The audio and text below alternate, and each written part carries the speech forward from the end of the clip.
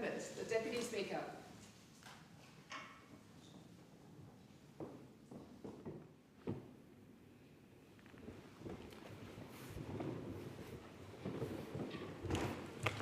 Are there any constituency statements by honourable members? And I give the call to the member for Warringah. Thank you, Madam Deputy Speaker. I want to raise the issue of the Defence announcement around the partial divestment of HMAS Penguin. HMAS Penguin is far more than a line in the Defence property portfolio. First and foremost, it continues to deliver critical Navy capabilities to Australia. It is also public land with significant environmental, military and cultural heritage, and it forms part of the living fabric of Warringah and the broader Sydney Harbour. On Friday 8th of May, our community came together at Mossman Art Gallery to raise our views and get some further information from the department. I thank them for coming and for this public consultation, but it felt very much like too little too late, as what was made clear, the decision to partially divest had already been made. The question around this government's decision to partially divest the site and the use raises many concerns. There is a huge lack of clarity around what assessment has generally been done, the cost-benefit assessment that has been undertaken in relation to HMS Penguin's existing defence capabilities. Now, some capabilities have been assessed as critical and are proposed to remain on the site. That includes the Navy clearance, diver training and underwater medicine unit. Now, others that have always been co-located in this site for a very good reason have been determined as not being critical and can be relocated. But there has been no transparency under the alleged actual cost-benefit of that relocation. What is suspected is there is very little cost benefit. It's actually a convenience for defence, and other costs will be incurred in other places. So I've submitted a Freedom of Information request to seek greater transparency about the assessments underpinning this proposal. The community deserves to know how the real costs, the operational impact and the rationale behind breaking up capabilities that have been co-located at HMAS Penguin for a reason. And also, these assets are not held by Defence just as an asset to be sold off to the highest bidder. These are held in trust for the Australian people. That has occurred over a very long period of time, and any decision to partially divest or divest in full has to be really justified. Before any divestment proceeds, Defence and the government must clearly explain what capabilities are being retained, what is being moved, and what will in fact be the cost benefit and the impact to those capabilities. Now, the site includes some bushland and Angostura forest that has not been utilised and not considered critical. But that doesn't mean it lacks public value. It's remnant bushland, part of the ecological character of Sydney Harbour, and must be protected and conserved. It cannot just be divested and sold to the highest bidder to ensure we have luxury accommodation. So that there is a strong view in the community that Angostura forest should be either put into the New South Wales National Parks or into the Sydney Harbour Trust for conservation. There are many questions in relation to this partially divestment, and I urge the government to provide transparency. Thank you, and I give the call to the member for Maribyrnong. Thank you, Deputy Speaker. Tucked away in the quiet, leafy streets of Flemington is a small but mighty institution, the Farnham Street Neighbourhood Learning Centre. For 37 years, Farnham Street has operated under the stewardship of the incomparable Cathy Cunnop. Cathy is a force of nature, a true leader in our community. She has, for more than 3 decades, provided a safe and nurturing place for people seeking connection, dignity and support. Sadly for us, Cathy has decided to call time on her extraordinary career at Farnham Street. I had the pleasure of attending her farewell event and it was packed. That turnout alone spoke volumes about the incredible woman we were there to farewell. The stories shared, the smiles filled with affection and the deep respect in the room said everything that words sometimes can't. So thank you, Cathy, for the sacrifices, the service and the unwavering commitment that you made to our small place in the world just to make that little bit better, especially for those most vulnerable. Deputy Speaker, from one end of the electorate to the other, I'm continually reminded that it's the small but mighty institutions that hold our communities together. Another such place is the Tullamarine Men's Shed, which I recently had the pleasure of visiting. There I was greeted by the sprightly contingent led by Peter Agnew and Alan Dyer, who proudly showed me around the shed and talked to me about the many projects they were working on. And over lunch they shared just how important the shed is in their lives, not just as a place to work with their hands, but as a place to connect. Deputy Speaker, I have spoken in this place before about the importance of men's sheds, and every visit I make reinforces that message. These sheds play a vital role in supporting men's health, reducing isolation and strengthening the fabric of our local communities. And speaking of community, Deputy Speaker, there is no greater example of that community spirit than on Anzac Day. I'm privileged to represent an electorate that is home to 3 incredible RSLs, the Essendon RSL, Flemken RSL and Keilor East RSL. Each club does important work in keeping our community connected and providing a safe place for local veterans and their families to gather. And on Anzac Day, it was an honour to join thousands of locals at the dawn service hosted by Keilor East RSL, and earlier that week the Moonee Valley Anzac Day service hosted in partnership with the Essendon RSL. It was a profound opportunity to pay my respects on behalf of the people of Maribyrnong to those men, women and their families for the sacrifices they have made for our nation, especially the many local heroes who have served in past conflicts. I want to also acknowledge the Anglican Parish of Christ Church, Essendon's Reverend Anzac Day Church service, an opportunity for members of faith within our community to pay their respects on our nation's most solemn day. Deputy Speaker, my electorate has a deep connection with Australia's military history, and our local community has a deep sense of pride and respect for our servicemen and women. No more is that on display than on Anzac Day. Thank you. Thank you, and I give the call to the member for Ryan. Thank you, Deputy Speaker. Last night, the Labor government chose the gas industry. More than 3 in 5 Australians support a 25% tax on gas exports. They know we're being ripped off and they want gas corporations to pay their fair share. Only 1 in 20 Australians opposing, 2/3 support. And yet here we are, the morning after the budget, and there's no tax on gas exports. We live in a democracy, and yet it's clear that the will of the people can be superseded by large, powerful corporations and their billionaire owners. Their interests simply matter more to the government than the interests of the majority of Australians. With the $17 billion that this tax would raise per year, we could make a real difference in people's lives. $17 billion is almost double the entire federal budget for housing. Imagine how many public and affordable homes we could build with that. Imagine fully funding our health services, like putting dental and mental cover into Medicare, or imagine using it to wipe student debt. And it's not like the alternative's any better. Not just Labor, but both major parties have repeatedly chosen the gas industry over Australian people. What kind of democracy is this? I'm serious. What kind of democracy where 2/3 of Australians can support a policy and the government reject it? Where massive gas corporations can legally shovel millions of dollars into the coffers of the major parties and buy influence? Where lobbyists for gas corporations can run their talking points with senior ministers and staffers to the point where the government starts parroting them like their gospel? What kind of democracy? Where these same lobbyists can literally buy access to these ministers, something a normal person could never do, could never afford. Where senior staff, ministers and even state premiers go on to work for the gas lobby as soon as they finish their political career. Some current representatives even worked in senior positions in these corporations right up until being elected. It is a revolving door. What kind of democracy? Where our resources, our wealth is practically given away for free to these corporations.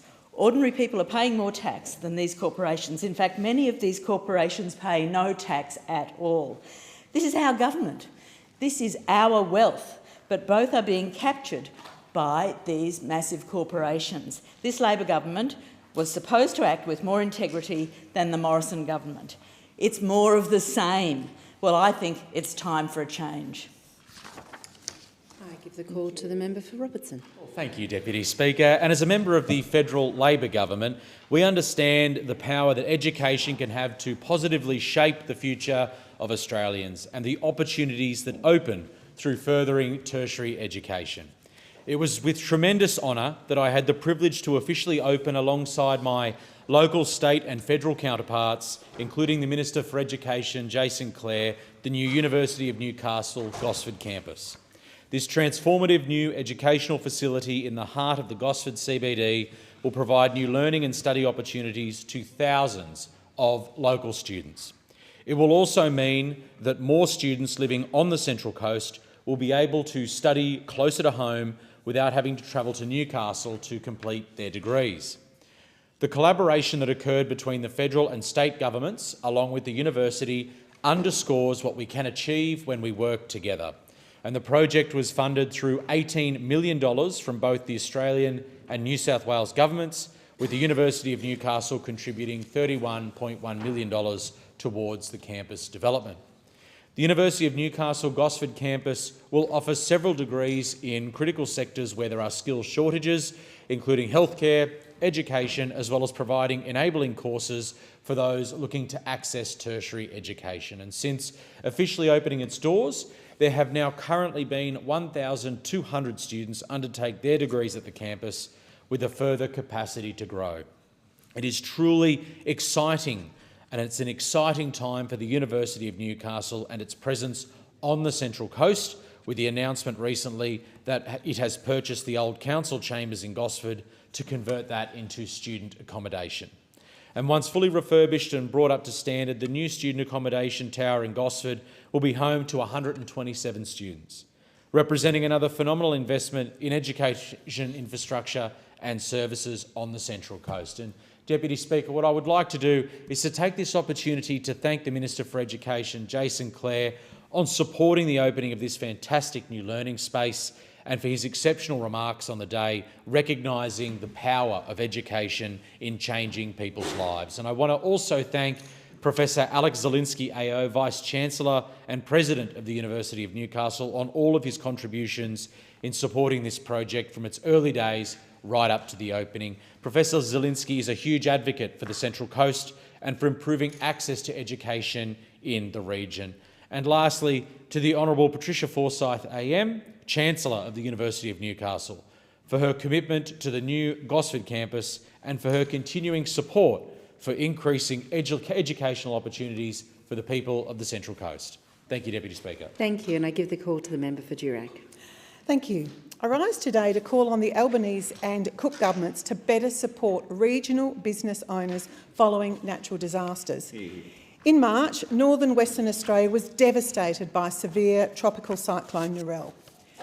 The damage was particularly felt by small and family businesses in Exmouth and the surrounding areas. Small and family businesses rely heavily on tourism in this region as the gateway to the beautiful Ningaloo Reef, employing backpackers and locals to meet the demands through the peak tourism season.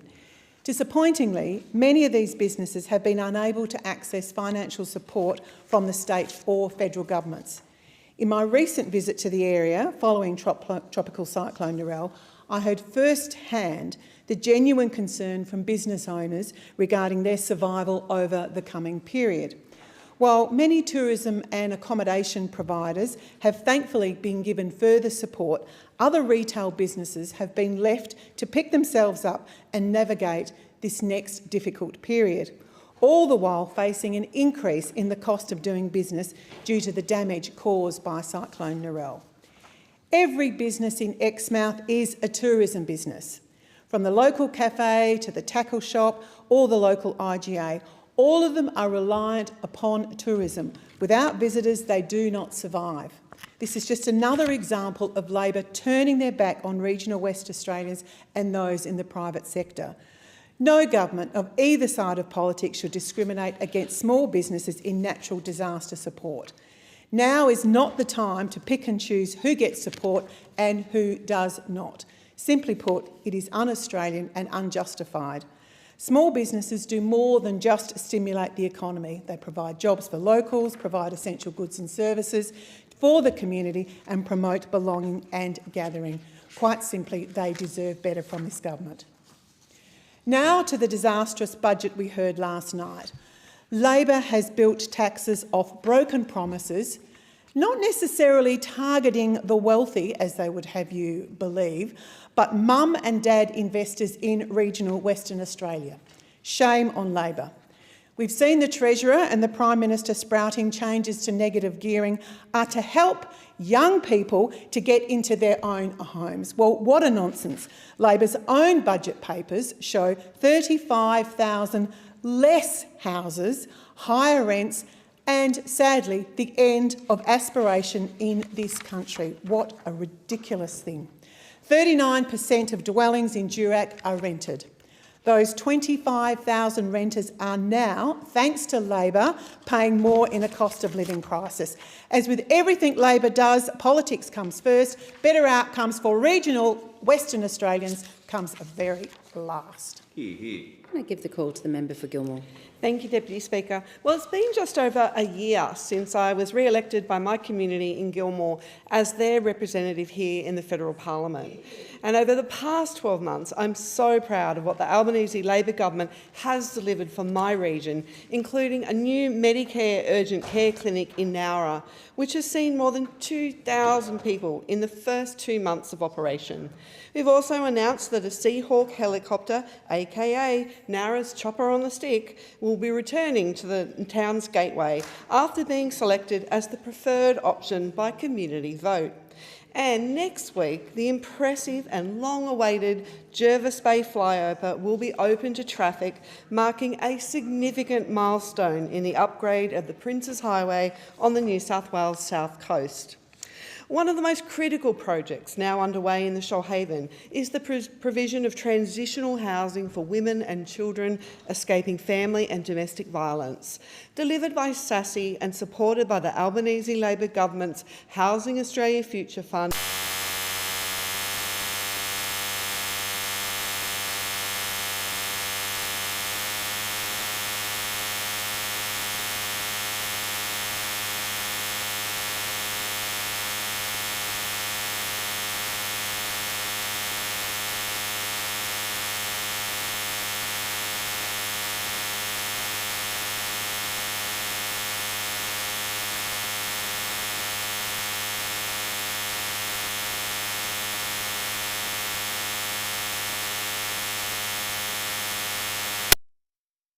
SASI will also provide specialist domestic and family violence case management throughout their tenancy and beyond, coordinated from an on-site office, ensuring residents have ready access to support, referrals and practical assistance. Each independent, self-contained home has a fully fenced yard for safe play, and the dwellings are pet-friendly, recognising the important role pets play in recovery from trauma. These homes are some of the social and affordable homes the Albanese Labor government is delivering through its $45 billion housing plan. Already, more than 700 first home buyers across the South Coast have purchased their own home under the 5% deposit scheme. We're working with states, territories and industry to remove barriers to building more homes, and we're training more tradies through free TAFE and the $10,000 apprenticeship incentives, including 390 across the South Coast. Today, I want to say thank you to SASI for providing safe and secure homes for vulnerable women and children, and also helping them stabilise their lives and prepare for sustainable long-term independence in our community. Thank you, and I give the call to the member for Nichols. Deputy Speaker, Labor's fifth budget is a budget of broken promises. Broken promises on tax, broken promises on the cost of living, and broken promises to the regional Australians who feed this nation, fuel this nation and built this nation. It betrays the bush. Labor have said they wouldn't raise your taxes, they have. $50 billion in higher taxes, including $15 billion ripped straight out of the pockets of working Australians through higher personal income tax. And who pays the price for this? Families in Shepparton, farmers across the Goulburn Valley, small business owners on every main street from Kilmore to Cobram. But it gets worse, because while Labor is taking more from the regions, they are giving less back. Across this budget, regional Australia has been hit with at least $11 billion in cuts. $6.5 billion gone from the Inland Rail, a project that would have taken 200,000 trucks off our roads and saved $280 million of diesel every single year. $4.7 billion gone from infrastructure, $100 million from the national water grid, and nearly $200 million gone from biosecurity, drought support and regional trade for our farmers. Australians wanted relief from the high cost of living. Instead, we have inflation heading to 5%, energy, food, insurance and rental costs are soaring. A typical family with a mortgage is $32,000 a year worse off, and that's only going to get worse. Real wages are going backwards, living standards are going backwards, and the government response is more taxes, including changes to capital gains tax that they repeatedly said would not happen before the election. The people of Nichols did not vote for this, and they did not vote for higher taxes, broken promises, cuts to their communities, and a government that thinks cities matter more than regional Australians. Now, I don't carp for the sake of it, and if there is something good in the budget, I will acknowledge it. There is money in this budget to accelerate supporting infrastructure to open up land for housing. Now, that was a coalition policy to the last election. This is a lot less money than we had promised, but it's a step in the right direction in terms of housing developments.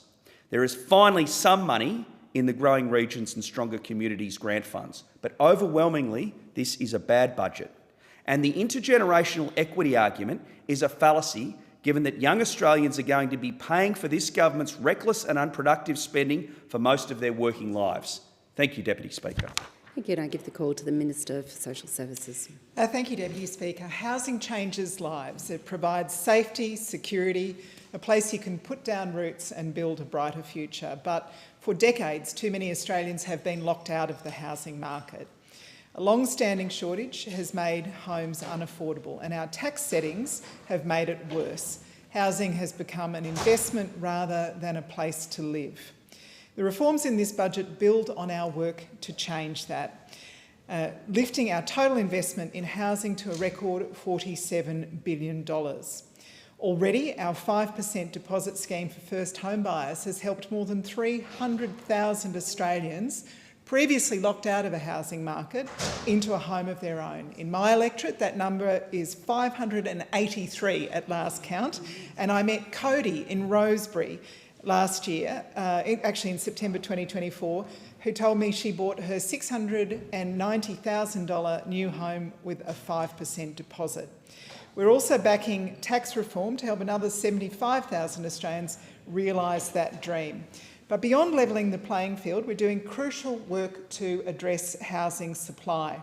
The member for Nichols was talking about new investment in infrastructure as though the coalition invented that policy. They said they'd go to the last election with a policy to do that. Well, we had a policy to do that under the Rudd government, $502 million at that time for the Housing Affordability Fund. It helped with projects like Plantation Palms in Mackay, 400 home buyers saved $20,000 each, or Edmondson Park, 88 homes got $25,000 of a rebate. Hundreds of thousands of people helped then. We're also working with states to cut red tape and planning delays to build tens of thousands of new homes. And of course, our $1.2 billion investment into crisis and transitional housing that the member for Gilmore was talking about earlier. We're supporting people, particularly groups like women and children fleeing domestic violence, to find stable and safe accommodation in times of need. In my electorate of Sydney, we are already seeing those homes change lives. In 2024, Bridge Housing in Glebe opened its doors, stable, affordable homes. Last year, I opened the Baronia Apartments, a social housing project in Waterloo with the State Housing Minister, Rose Jackson, who's doing such a great job. Last month, alongside Minister Claire O'Neill, we opened the new accommodation for the Haymarket Centre, helping people who have been homeless, many of them with mental health conditions or drug and alcohol dependence. Beautiful, beautiful new homes to provide them a safe place to rebuild their lives. Living there's been a life-changing experience for people like Georgia, who I met on that day. Thank you, and I give the call to the member for Flynn. Thank you, Deputy Speaker.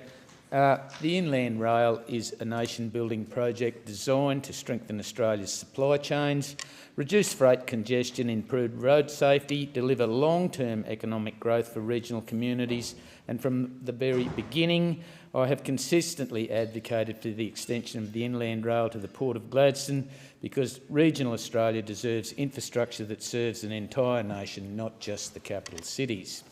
Yet in this year's budget, the Labor government has confirmed what regional communities have feared most, and they have effectively abandoned the Inland Rail project. Instead of completing this transformational freight corridor and delivering the benefits promised to regional Australians, the Labor government has chosen to cut funding and walk away halfway through this project. This decision is not just short-sighted, it's a direct blow to central Queensland, to regional businesses for road safety and the future productivity of our country.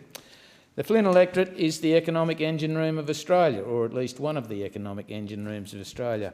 Our highways include the Bruce Highway, Burnett, Capricorn, Dawson and Leichhardt highways, and these are among the nation's most critical freight routes, but they are also under immense strain.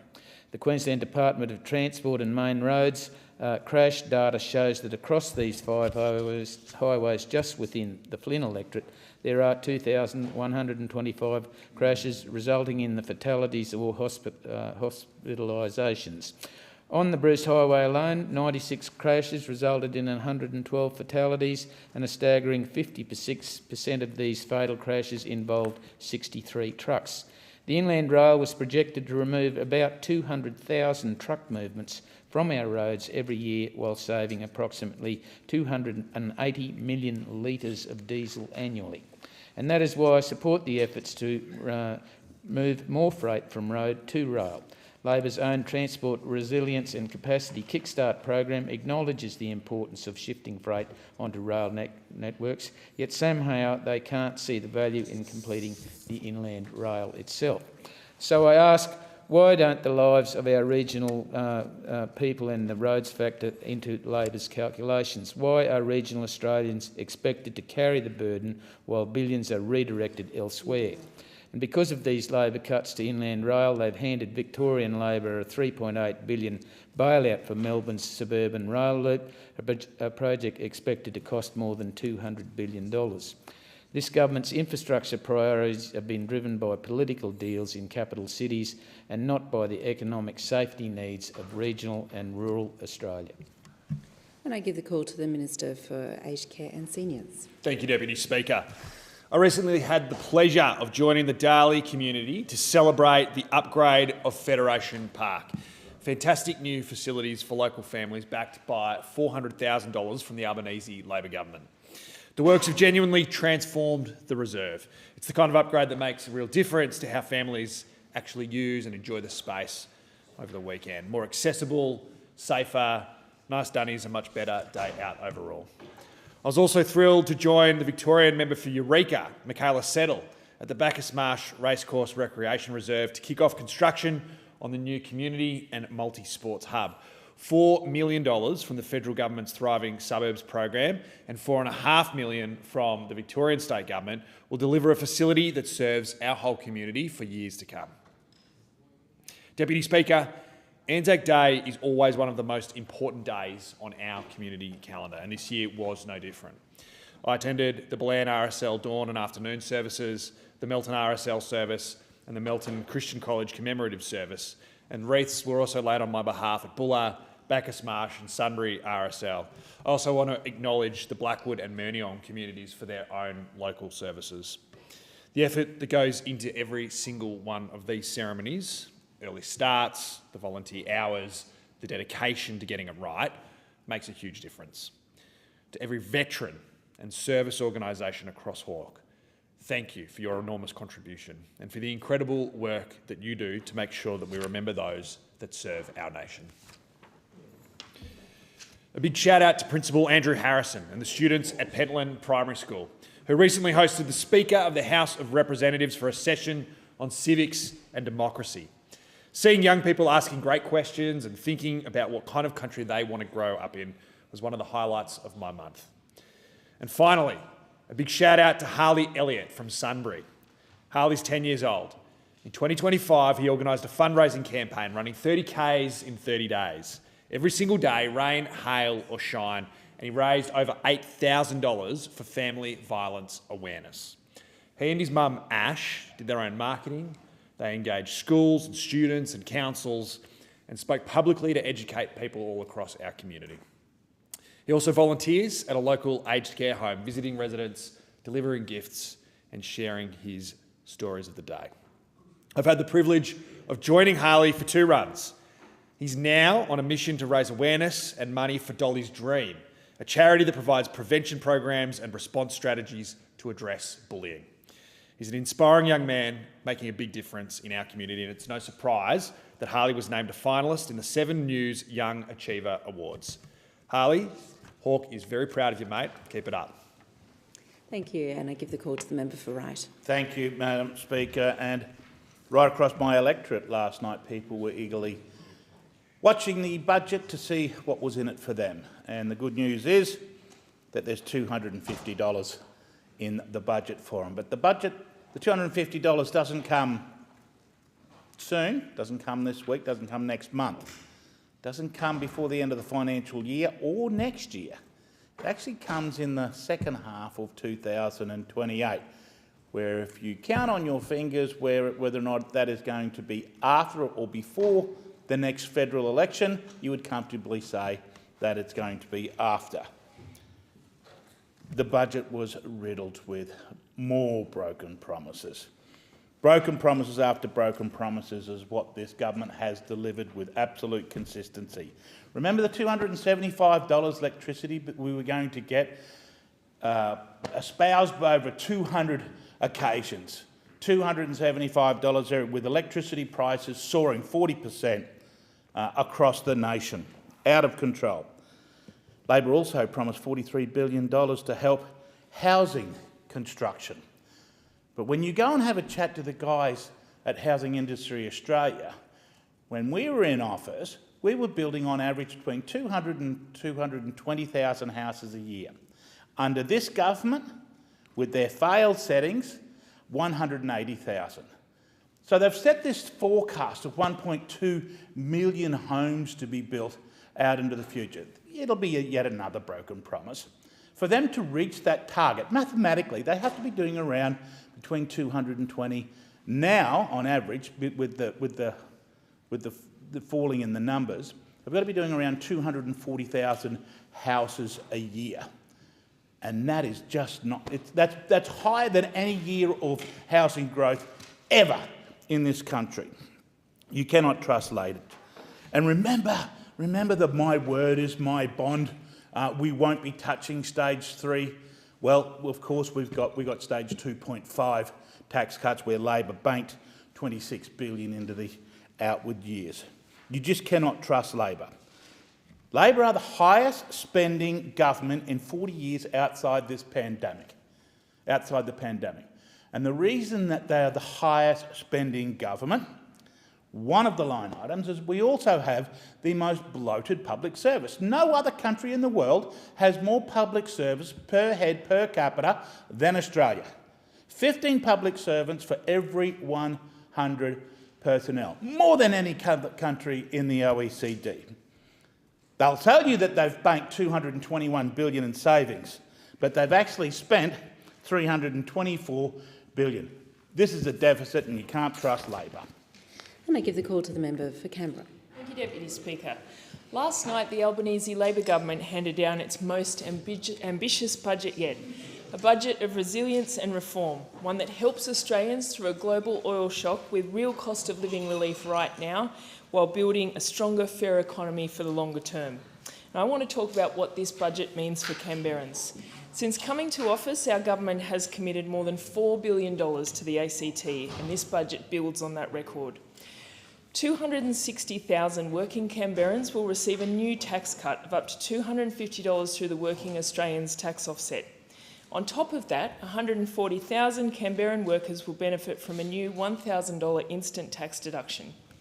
The budget also makes housing fairer, We're reforming negative gearing and capital gains tax arrangements to ensure that more young Australians will have the opportunity to buy their first home, and this is something that many Canberrans have raised with me. And we're putting in $50 million for the ACT's share of the local infrastructure fund to unlock more housing supply, building the power, roads and drains needed for new housing developments. We're also investing $30 million for a new RSPCA animal welfare campus at Pialigo, a much-loved and very important organisation in our community. We're investing $50 million, matched by the ACT and New South Wales governments, to upgrade the Canberra to Sydney rail link, something a long time coming. Our national institutions are receiving an additional $20.2 million so they can continue to do their vital work of telling our nation's story. In that, it included $9.9 million for the National Film and Sound Archive and $3 million for the Museum of Australian Democracy as it prepares for its centenary. We're ensuring that the CSIRO's groundbreaking research continues with an additional $387.4 million of funding on top of the extra $278 million announced last year. And for small business, we've made the $20,000 instant asset write-off permanent. For people considering switching to an electric vehicle, we've locked in the FTB discounts until 2029 and beyond. We know that the stronger the uptake of EVs, the less exposed we are to shocks when oil prices spike. On that front, we're also building long-term fuel resilience by increasing our fuel reserves to 50 days. And we're requiring gas companies to reserve 20% of their supply to the Australian market. The 2026 budget is a strong Labor budget, one that makes Australians more resilient and builds an economy that works for everyone. I'm also really proud of a measure in the budget that is helping more young Australians avoid homelessness. Now, we know that too many young Australians are facing homelessness and that young people have no chance of building their futures if they don't have a stable home. And so I'm really proud that we are investing in helping social housing to make that fairer. Thank you. Thank you, and I give the call to the member for Fadden. Thank you, Deputy Speaker. Well, since we were last in Parliament, we commemorated Anzac Day across Australia, and I was very proud to attend some local services. The Northern Gold Coast RSL, who held their dawn service at Helensvale, the Tricare Centre at Runaway Bay, who held a service, the Ormo Pimpama Community Service, which is held at the War Memorial in the community there, and also the Runaway Bay RSL mid-morning service. And of course, it was a wonderful time for Australians to reflect on the contribution that's been made by those brave men and women who have given so much in the service of our country. Deputy Speaker, I was very happy to attend the annual end-of-season presentation for the Runaway Bay Little Athletics Club. The club's been around for over 45 years now, and it's 100% run by volunteers, which is no easy feat because there's about 450 athletes that are now participating. So, in true athletics fashion, I'm going to run against the clock here and run through the volunteer committee that are so amazing at what they do. So here we go.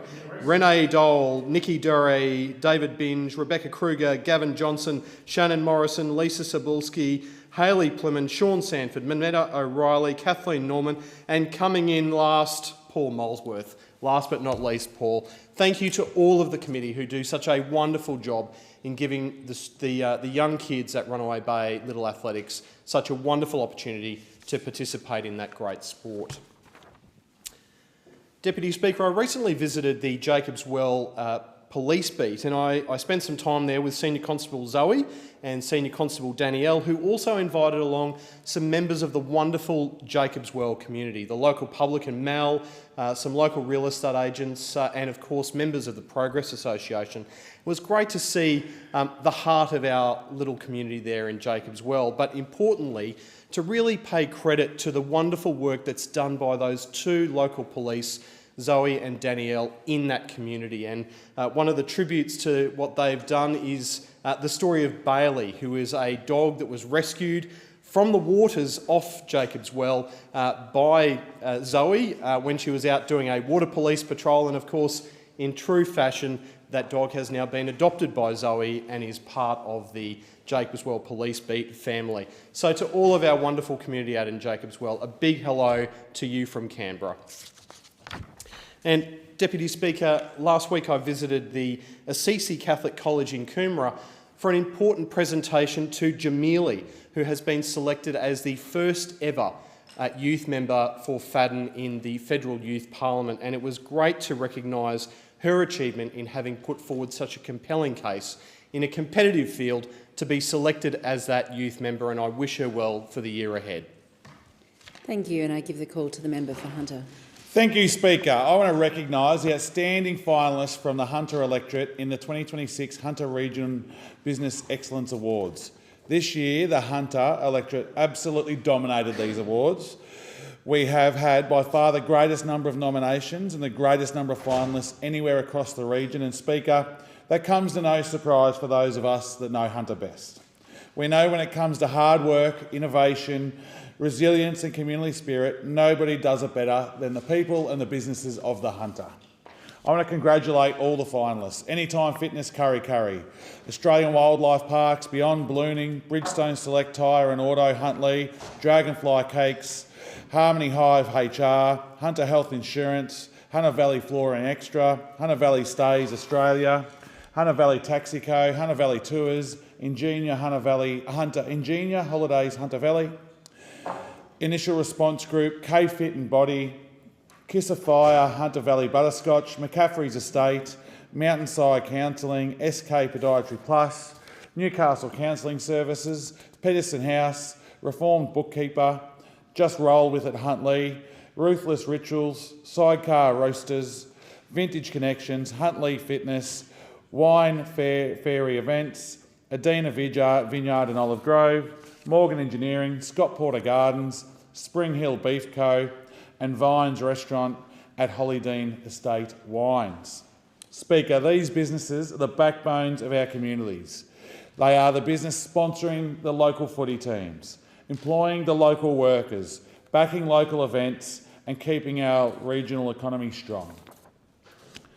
From small family-run enterprises through to major employers, these finalists reflect the very best of what the Hunter has to offer. The Hunter isn't just Australia's energy heartland. It's also home to some of the most innovative, customer-focused and community-minded businesses anywhere in this country. Community-minded businesses anywhere in this country, as I already said. Whether it's tourism, manufacturing, hospitality, health, agriculture, trades or professional services, businesses in the Hunter continue to punch well above their weight. These awards recognise businesses that go the extra mile, businesses that back themselves, businesses that understand success comes from hard work and great community values. And Speaker, while the winners will be announced on the 29th of May, every finalist has already done their community proud simply by earning recognition in such a competitive field. At a time when regional businesses continue to face rising costs, economic pressures, it's important to recognise the enormous contributions they all make. To every finalist, I say thank you.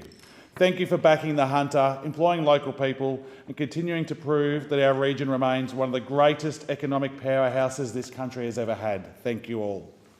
Thank you, and I give the call to the member for Riverina. Thank you, Speaker. Looking forward this Saturday to attending at Murrum Bateman the Rural Fire Service Medallion presentations, and there will be a number of long-serving firefighters who will be acknowledged and recognised for the decades that they have volunteered to the RFS to keeping their community safe. And catching up with Katie Anderson and others, the District Administrator there, and no doubt I will be told when I'm at Murrum Bateman that the duplication of the Barton Highway is still very, very important, and it's been completely neglected and rejected once again in last night's budget by Labor. And I do well remember when the now member for Eden Monaro at her by-election promised $140 million. The only bitumen that has been laid on the duplication of the Barton Highway was put there by me as the Deputy Prime Minister and Infrastructure Minister, and we haven't yet seen the money that Labor promised in that by-election materialise. We haven't seen it become bitumen, and the duplication of the Barton Highway is necessary. So many people, so many public servants indeed from Canberra are now choosing to have the lifestyle of living in the Yass Valley, and it's a beautiful area, picturesque, but we have to get that section of the final section of the Barton duplicated, and anything less is simply not good enough. I spent more than a week on pre-polls at Farrer, and you get plenty of free and frank and fair advice. And of course, the Murray-Darling Basin is something close to the hearts of all those people in Farrer. And to see last night $103 million cut from the national water grid was something that they will find it very difficult to stomach. I know the Nationals put on the table $30 million to improve the water quality at Narrandera. I don't think that money will now see the light of day, given last night's budget and what's happened in that election on Saturday.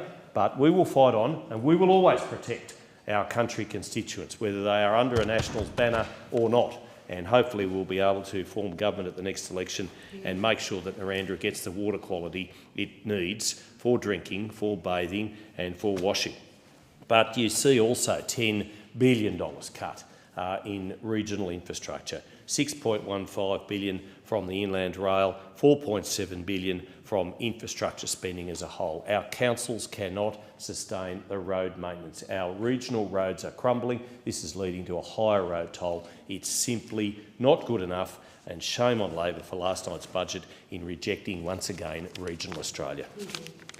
And I give the call to the Minister for Employment and Workplace Relations. Well, thank you, Deputy Speaker. And of course, the Albanese Labor government is firmly focused on delivering for Australians, and that includes young Australians. And I have to say, whether it is making it easier to get into home ownership, whether it's the investment in TAFE, or whether it is ensuring that young people are able to get the job opportunities, particularly in my home of South Australia, it is the Labor government delivering. And I did want to highlight a couple of things. One thing in particular is the AUKUS project not only provides a huge defence capability for our country, but it provides so many job opportunities for South Australians, not just today, not just tomorrow, but for decades to come. And the investment in last night's budget really continues that work to ensure that it's delivering. Of course, there is investments in South Australia's critical infrastructure, and not only do we continue to see the north-south corridor investment, but I'm really pleased that this will have over 600 apprenticeships, ensuring that that investment not only improves South Australia's infrastructure remarkably, but invests in our young people. It builds on, for example, the recent opening of the duplication Main South Road to Seaford to Sellex, which is now open, which of course supported 30 apprenticeships. So we are using government money to build infrastructure and support apprentices as well. Of course, in my local community, the Strong and Resilient Communities program is partnering with the City of Onkaparinga with Ignite Futures, designed to support young people 15 to 18, helping them build confidence and acquire the relevant skills and establish pathways to meaningful employment. An exciting part of the Ignite Futures initiative, the Future Makers 2.0 program, is a 12-week startup program that is offering aspiring young entrepreneurs valuable mentorship and local businesses, along with seed funding to get them started. Renata, a young entrepreneur with an interest in fashion and design, is excited to participate in this program to gain knowledge about starting and growing her own business. Young people are making a difference every day. We as a government are investing in young people. Finally, I wanted to give a shout out to all those young people that came out at Anzac Day for our youth vigil. They stood guard at the memorial overnight to lead into the dawn service. Thank Callum Ballett-Walsh, inspiring young leader, all the committee, along with all those volunteers and young people that made it possible. Thank you, and I call the Leader of the Nationals in the House. Well, thank you, Deputy Speaker, and it is with an extraordinarily heavy heart that I make my contribution here today, because in this building there's quite often a lot of political point scoring and partisan political grandstanding. But when it comes to the issue of the supported home program, the minister and the government needs to understand there is a crisis in our communities right now. I'm not here today to try and score a political point. I'm here today to say to the minister, please listen to us, listen to the cries for help from Australian families and older Australians who are literally dying in their own homes waiting for support to arrive. Now, just over, I think it was 6 weeks ago at the last sitting period, I raised my concerns about a 99-year-old couple by the name of Frank and Velma living in Paynesville. Frank and Velma were assessed as being eligible for supported home packages. And remember, Deputy Speaker, I said they were 99 years old. They were told they would have to wait between 8 and 12 months to receive that support to stay in their own homes. 8 to 12 months, and they were 99 years old. And we warned the government, warned the minister, there was a very real risk they might die waiting for help. And that's what's happened. Frank has died. Before I got a response from the minister on April 21, Frank died on April 14. So these are the real consequences, Deputy Speaker. There have been 4,800 people die on the waiting list for supported home packages in the last 12 months. So I never met Frank. I spoke to his son, but I do know he deserved better than this. It took the minister 74 days to respond to my letter. And when I say respond to my letter, I don't know if the minister read the letter, because this minister, the Minister for Health and Ageing, doesn't actually sign his letters. His chief of staff signs his letters. I've got no idea if the minister is actually reading my letters on behalf of people like Frank and Velma. And Frank and Velma aren't the only ones. We have repeatedly written to the minister in relation to supported home package, and I don't know if he reads the letters. If he doesn't read the letters, how does he know what's happening in our communities? Because I am sick of getting responses from a chief of staff. I've been a cabinet minister, Deputy Speaker, and I signed every bloody letter that went out of my office. I find it outrageous, at a matter of life and death situations, I'm getting letters signed by a chief of staff, and I have no idea if my pleas on behalf of my constituents are even being seen or heard by the responsible minister. So I appeal to the minister, this is not party politics. We want to try and help him. We want it to work. We want aged people in our community to have the dignity of staying in their own homes for longer, because we know they do better in their own homes if they get a little bit of help. But right now, they are not getting that help. They're being assessed and then they're being told to wait 8 to 12 months for support, and too many people are dying waiting for that help. Minister, read the letters and come and talk to us about how we can get a better deal for older Australians. And I call the member for Pearce.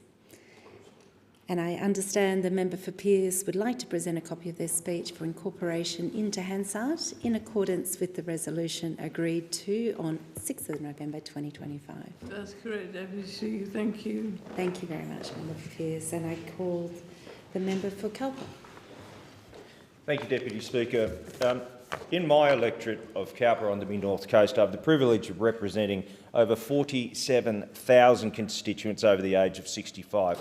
That's more than a third of Cowper voters that may be eligible for a home care package either now or sometime down the track.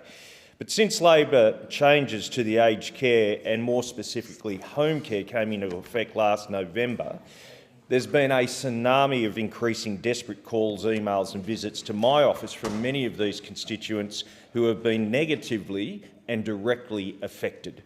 Stories of greatly reduced services despite unchanged or even deteriorating physical conditions.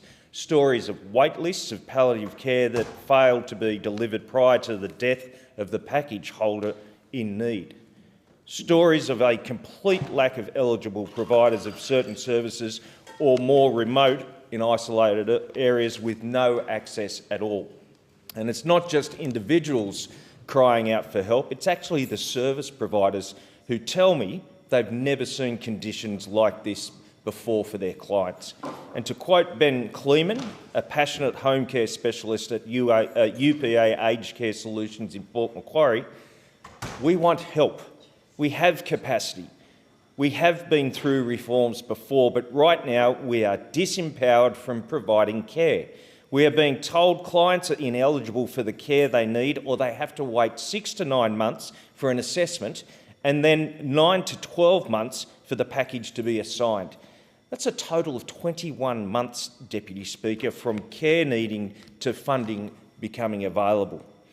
Or Nola Turnbull from Fredericton, who is a fiercely community-minded advocate who herself is in her 80s but is currently assisting over 200 locals in navigating the system. And she said to me, "Pat, I have never seen it this bad.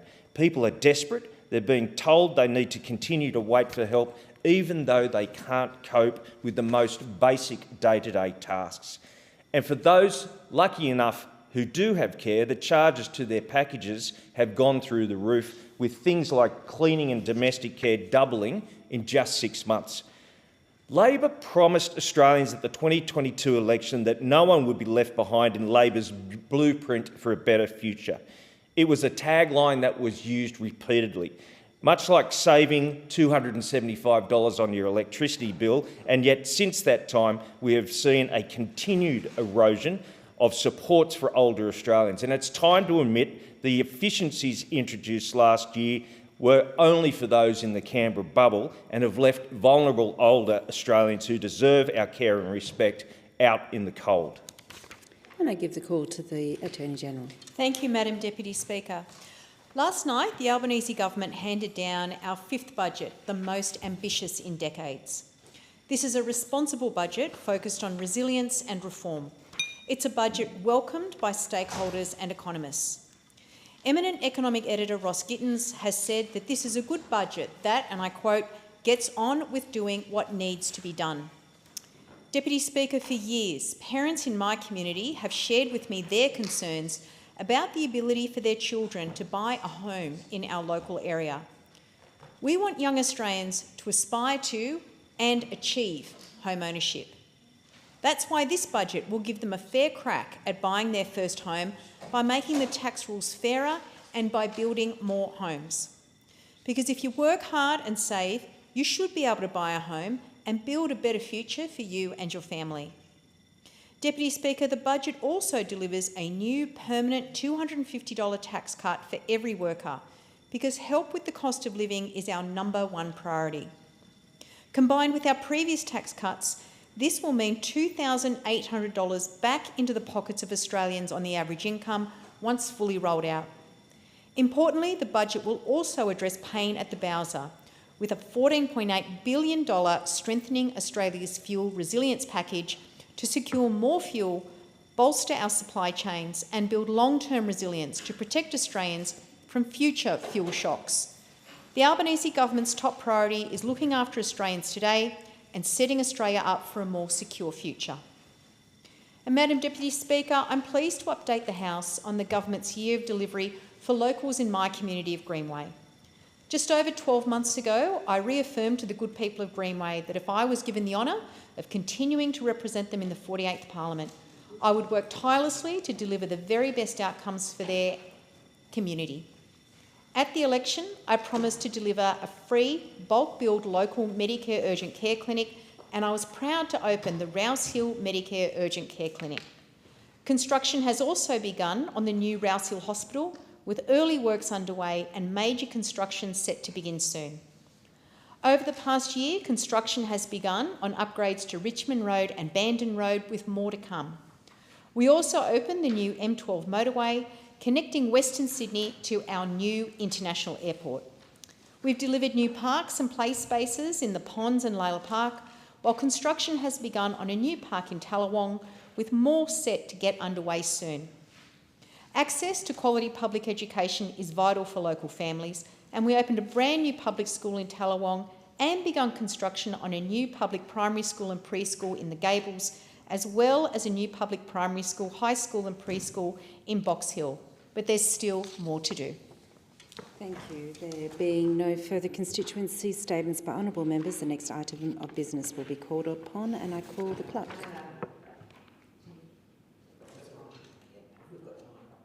Yep. I call the member for Lawler. Lawler, thank you. Thank you, Deputy Speaker. Deputy Speaker, budgets are about priorities, and the budget delivered last night reflects the priorities of this Labor government, because helping with the cost of living is our #1 priority. and that's what we delivered yesterday. We know people are doing it tough, and this budget has taken the next steps to ease pressure. It is responsible, it's ambitious, and it is strong. We're delivering more tax cuts for every Australian taxpayer from the 1st of July this year. This is on top of an extra $250 off working Australians' tax bills permanently and a $1,000 instant tax deduction. The average worker will benefit by nearly $3,000. In hard-working communities like mine, this budget delivers cheaper medicines, more bulk billing, cuts to student debt, permanent fee-free TAFE and cheaper childcare. Those policies designed to deliver healthy, long-term outcomes. And on the international front, we're building a more resilient economy by securing more fuel for our nation. In this uncertain world, we're preparing Australia for what comes next. We're buying more fuel, refining more fuel at home so we're not as dependent on what happens overseas, and we're keeping more fuel here by requiring gas companies to reserve 20% of their exports for Australia. Labor is focused on helping Australians at home, and I know this will make a significant difference in my community. Yeah. And on the housing front, Deputy Speaker, the Albanese Labor government's 5% deposit scheme has already helped 5,764 locals in Lalor buy their first home. We know it's taken years off the time it takes to save and provided them with stability and a roof over their head. We've also already delivered rent relief to those doing it tough, with 12,450 people in Lalor accessing Commonwealth rent assistance. This budget builds on those policies to level the playing field for first home buyers. We're reforming negative gearing and capital gains tax so that young families like those in my community don't have to give up on their dream of owning their own home. These reforms make our tax system fairer for those looking to buy their first home now and into future generations. We know these decisions are ambitious, but they are absolutely the right thing to do. Thank you, Deputy Speaker. I thank the member. In accordance with Standing Order 193, the time for members' constituency statements has concluded, and I call the clerk. Government business, order of the day number 1, Public and Education Lending Rights, Better Income for Authors Bill 2026, resumption of debate on the second reading.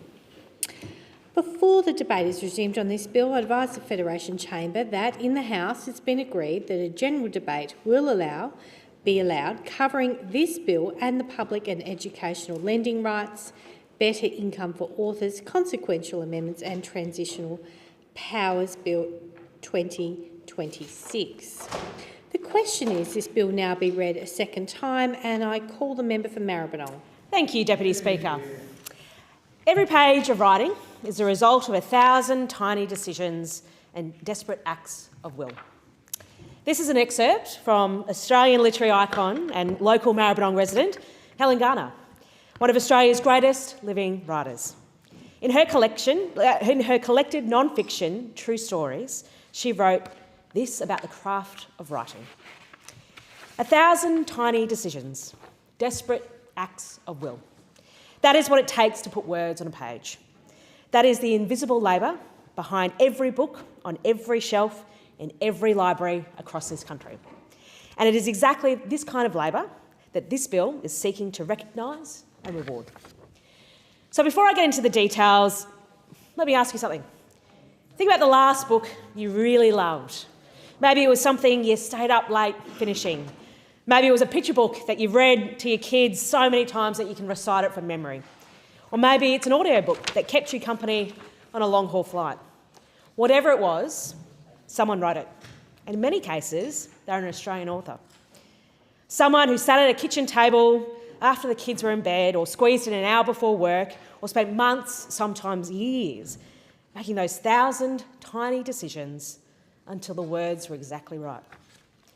Here's the thing that was arguably unfair. Every time that book was borrowed from a public library, the author got nothing. Zero. The library bought one copy, maybe two, and then it went out the door hundreds of times, and the person who wrote it never saw a cent from all those borrowings. That changed in 1974 when the Whitlam Labor government established the public lending right. The idea was beautifully simple. If your book is being borrowed from libraries across this country, you should be compensated for it.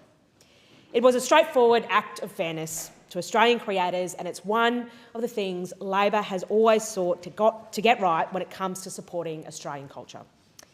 More than 50 years on, this Albanese Labor government is proud to carry that legacy forward. And today, with this bill, we are doing so in a way that is more modern and more comprehensive than ever before. Deputy Speaker, the public lending right has quietly done extraordinary work for Australian literature since its inception. In 24-25 alone, more than 17,000 payments totalling over $28 million were made to Australian creators and publishers. These are payments to more than 17,000 individuals, authors in suburban Melbourne and regional communities, illustrators in our cities, editors and translators whose skilled contribution make Australian publishing possible. The scheme distributes payments across two streams. The public lending right, which in 24-25 delivered just under $15 million to over 7,000 individual creators and publishers for books held in public lending libraries, and the educational lending right, which provided just over $13 million to over 10,500 recipients for books in educational libraries. Together, these programs form the financial backbone that helps Australian literary culture survive and flourish. But if we're being honest, Deputy Speaker, for all its achievements, this scheme has grown through over the decades in amendments, layered upon amendments, administrative arrangements delegated by practice rather than formalised in law. The educational lending right, introduced in 2000, has never had a proper legislative basis of its own. It has operated effectively on goodwill and administrative convention. That is not good enough for a program that delivers tens of millions of dollars annually to Australian creators. They deserve security, not the fragility of convention. This bill seeks to provide that security. The bill before us today consolidates both schemes into a single modern legislative framework. For the first time, the educational lending right will have a formal statutory basis, a foundation in law that gives creators, publishers and administrators the certainty and stability they need. The bill modernises governance arrangements, establishing a new public and educational lending rights committee with contemporary appointment processes and appropriate disclosure requirements. It transfers decision-making and operational oversight for certain processes from the committee to the Secretary, in line with how these functions have been carried out in practice for many years, but now formalised properly in legislation. It also clarifies that the committee has an advisory function on matters relating to the operation of the Act, bringing transparency and accountability to the scheme's administration. The public and education lending rights, better income for authors, consequential amendments and transitional provisions bill 26 ensures seamless continuity between existing and new arrangements. Creators and publishers currently receiving payments will not face any disruption. The transition will be smooth, clear and fair. These are important technical improvements. But the most significant reform contained in this legislation is the formal extension of the scheme to cover e-books and audiobooks. Deputy Speaker, Australians have changed the way that they read.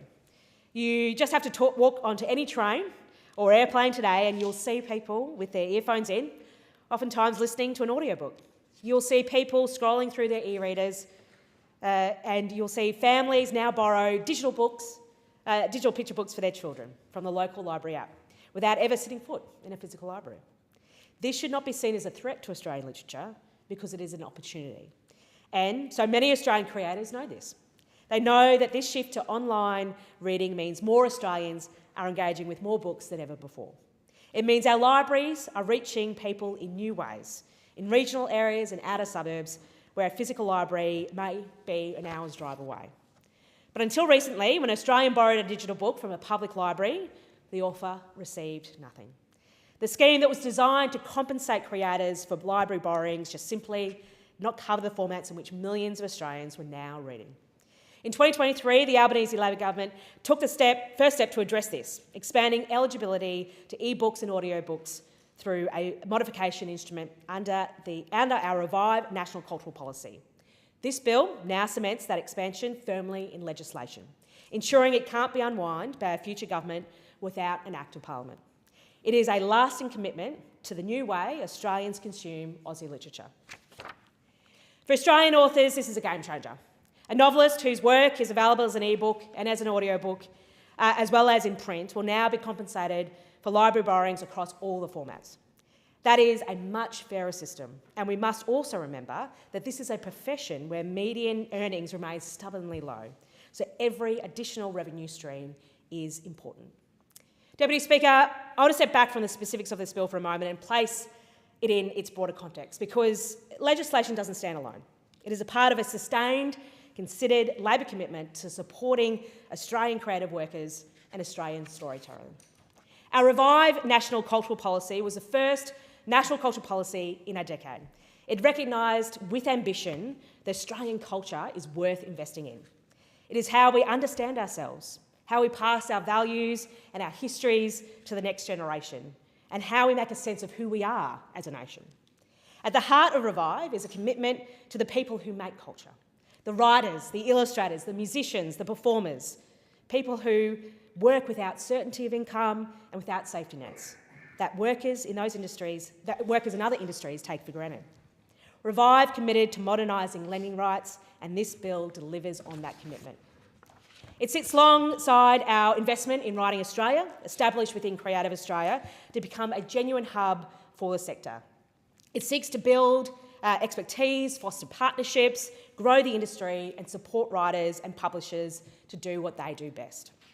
Deputy Speaker, if we do not support Australian writers, we will not have Australian stories. It's that simple. The reality of what happens if we don't invest in local content is that we would have a market flooded with content from overseas. Content that is fine, that is good, often fantastic, but does not reflect our landscape, our history, our humour, our grief or our way of life.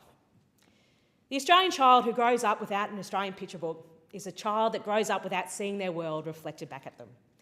The Australian teenager who never reads an Australian novel is a teenager who must enter a world through an American or European lens. We can't accept that. This Labor government does not accept that. Australian stories deserve the same platform, and the Australians who tell them deserve a government that backs them and that invests in their work. Deputy Speaker, this legislation modernises a scheme that has served Australian literature well for more than 50 years. It gives educational lending right the legislative foundation it has long deserved. It covers e-books and audiobooks for the first time in primary legislation. It improves governance and accountability, and it sends a clear signal that this Labor government will always stand with those who tell Australian stories. Gough Whitlam understood in 1974 that a great nation is one that values its artists. My own community in Maribyrnong knows this better than most. Home not only to Ellen Garner, but to Jenny Hocking, the acclaimed biographer who has devoted much of her career to documenting Whitlam's legacy and fighting to bring its hidden history into light. The work of writers like Jenny reminds us that Australian stories are not just novels and picture books, they are a record of who we are and how we got here. Deputy Speaker, in his memoir Island Home, Tim Winton wrote about what it means to belong to this country. He said, "This country leans in on you. Like family, to my way of thinking, it is family. This country is family, and the writers who give voice to it, who find the words for its landscape, its humour, its particular way of being, are doing something that no one else can do. They are keeping that family story alive. And in doing so, they deserve our support, and they deserve to be paid for their work. This bill invests in that. It invests in those 1,000 tiny decisions. It invests in the courage of those willing to document our hidden history, and importantly, it invests in Australia. I commend the bill to the House. I thank the member. The questions of the bill will now be read a second time, and I call the member for Monash. Thank you, Madam Deputy Speaker, and it's always a pleasure to follow my colleague, the member for Maribyrnong. I too rise to speak on the bill before us today. The Coalition will support these bills because at their core they are sensible and practical reforms that modernise the governance and administration of long-standing programs supporting Australian authors and publishers. Books matter, Madam Deputy Speaker. Stories matter. History matters. As someone who is passionate about promoting civics education in our schools, telling our own history in our own voices is important. The ability of Australians to record our national history, preserve local history, educate future generations and entertain readers through literature is an essential part of who we are as a nation. Public libraries and school libraries play a central role in that mission. They provide free access to knowledge and opportunity regardless of your postcode, background or income. But while Australians rightly value free access to books, we must also recognise the work of the people who create them. Authors dedicate years to research, writing, editing, publishing, often with no guarantee of financial success. That is why public lending rights and educational lending rights are important. These schemes recognise a simple principle. When books are made freely available through libraries and educational institutions, authors and publishers should receive fair recognition and compensation for that use. The public lending rights scheme has existed in legislative form since 1985. The Educational Lending Rights Scheme has operated administratively for decades, including after its establishment by a coalition government in the 2000-2001 budget. These bills bring both schemes into one single legislative framework for the first time. They modernise administration, improve consistency and provide greater certainty for the future operation of both programs. They are worthwhile reforms and the Coalition will support them. But, Madam Deputy Speaker, we must also be honest about what these bills do not do. Despite the title Better Income for Authors, these bills do not increase funding for authors or publishers. They do not expand the overall funding pool, change payment calculations or deliver significantly improved financial outcomes for Australian writers. Too often, this Labor government announces reforms with impressive titles only for Australians to discover the substance does not match the spin. Payments under these schemes remain capped within an annual allocation of around $28 million. Last financial year, more than 17,000 payments were made, totalling just over $28 million. That framework remains substantially unchanged in this legislation. So, yes, Madam Deputy Speaker, the bills do modernise governance and provide legislative certainty. No, they are not a transformative funding package for Australian authors. And Australian authors are facing real pressures. Publishing has changed dramatically, and most recently I travelled into Melbourne to speak at a function put together by a range of publishers and authors looking at how new technology can innovate and transform the way some of that material is communicated and made available to more people across the world. The fact is, though, costs have risen, global competition is intense. For many authors, writing alone is no longer enough to provide a sustainable income. For some, lending rights payments are not simply a bonus, they're an important supplementary income source that helps to make continued writing possible. And this is particularly true for historians, regional writers, and I'd like to give a shout out to Jenny Hammett. She doesn't live in my electorate, she lives next door in my good friend and colleague, the member for Gippsland's electorate. She's from Traralgon and she has dedicated countless hours to writing the history of that town and other parts of Gippsland. Madam Deputy Speaker, I want to acknowledge several other authors whose work has made an important contribution to preserving Australian stories and our regional history. Roland Perry's work documenting General Sir John Monash has helped generations of Australians better understand one of our most significant military and nation-building figures in the history of this nation. Through authors like Roland Perry, Australians are able to engage with that legacy in a meaningful and accessible way. And it was an honour to meet Roland Perry recently at the Victorian Association of Jewish Ex-Servicemen and Women's Anzac commemoration in Melbourne. I commend Roland Perry's book on Sir John Monash, Monash the Outsider Who Helped Win a War, because not only does Roland Perry so brilliantly speak of how wars were won, and many thanks to Monash's legacy, but also how Monash taught us around the importance of how lives were valued on the battlefield. On the topic of the two best books, and that's one of them, that I believe to have been written on the life and legacy of John Monash, I have to acknowledge the late, great, the Honourable Tim Fischer, a former member of this place and former Deputy Prime Minister.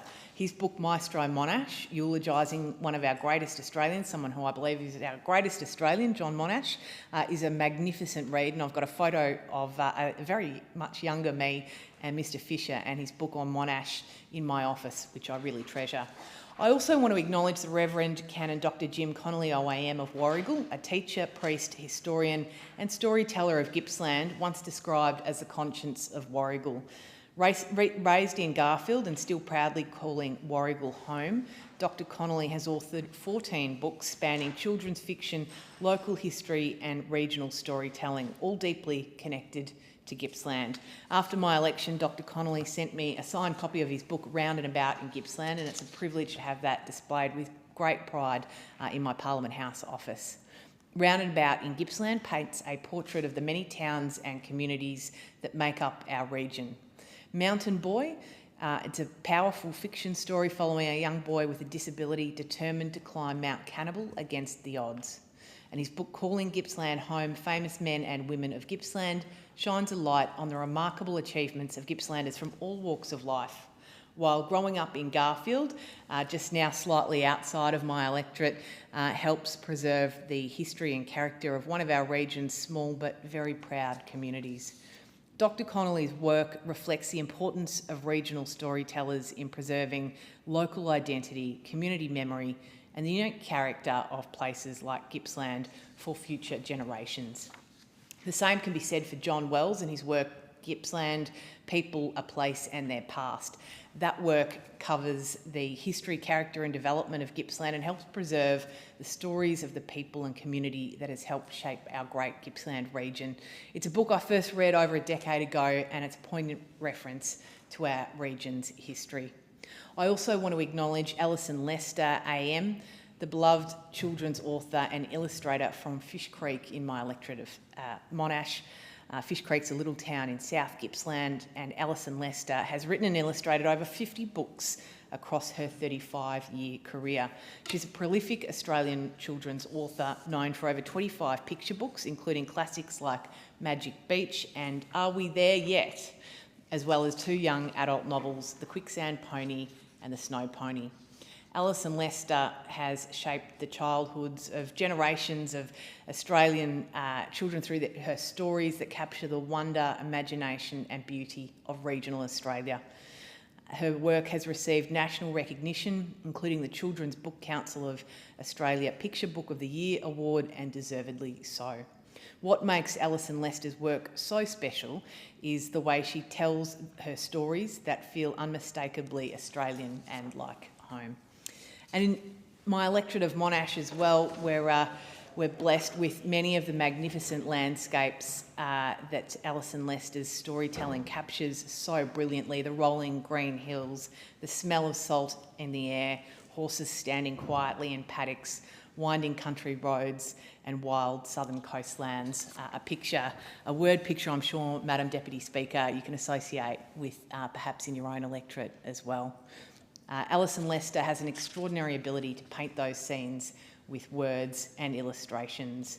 She captures not only the landscape itself, but the feeling of growing up in regional Australia, the freedom, the adventure and the connection to community and nature. I also want to acknowledge Patrick Morgan, a wonderful Gippsland historian who I first met in my 20s as a participant in the Gippsland Community Leadership Program. Australian writing is not limited to traditional historical literature though. Modern creators such as Maestro Mayhem are engaging younger audiences in new and evolving ways, reflecting the changing nature of storytelling in Australia. Don Watson, Madam Deputy Speaker, is perhaps best known as Paul Keating's speechwriter. Among his most acclaimed speeches are, of course, The Tomb of the Unknown Soldier, which is brilliantly written. Don grew up on a dairy farm in my electorate, and many years ago he accepted my invitation to present the Gippsland Annual Leadership Address. He's a wonderful author, and I've enjoyed our conversations very much over the years. The late, great Michael Gordon, who was an acclaimed journalist, author, member of the press gallery here, wasn't a Monash constituent, but he was a regular visitor, particularly to Phillip Island, where he tragically passed away a number of years ago. He and his father, Harry, were passionate Hawthorn supporters like I am, and I've enjoyed very much their books on Hawthorn, titled The Hard Way, and I treasure a hand-signed book by Michael Gordon that on Hawthorn that I have in my office. I know he was a great friend to many longer-serving members in this place. Whether documenting military history, preserving regional stories, or connecting with younger generations through modern formats, Australian authors all contribute to our cultural life and deserve recognition for their work. A positive aspect of this legislation is the formal inclusion of the educational lending rights into legislation that, as other speakers have referenced, provides greater certainty, transparency and accountability. The bill will also modernise eligibility arrangements and streamline advisory committee processes. These are sensible and measured reforms, Madam Deputy Speaker, but governance alone is not sufficient. If this Parliament is serious about supporting Australian writing and Australian culture, we must also be willing to have a broader conversation around sustainability, funding and longer-term support. Because culture cannot survive on announcements alone. It requires ongoing investment, practical support and governments willing to prioritise outcomes rather than headlines. Libraries remain one of the great equalisers in Australian society, particularly in regional communities like mine. They are places of learning, literacy and connection. In many towns, they are also vital community hubs. That is why lending rights schemes matter. We should encourage Australians to read, support strong libraries and ensure authors are appropriately recognised when their work is widely used through those systems. The Coalition has consistently supported that principle. We supported those programs in government and we support them today. But we will also continue to ask whether enough is being done to genuinely support Australian authors in a rapidly changing environment. Governance reform is one part of the equation, Madam Deputy Speaker. If we truly want better income for authors, it requires more than administrative restructuring. It needs sustained commitment and practical support. Madam Deputy Speaker, Australian authors help shape our national identity. They preserve our history, educate future generations and ensure Australian voices continue to be heard in an increasingly crowded global marketplace. That is worth supporting, that is worth valuing, and that is why the Coalition will support these bills.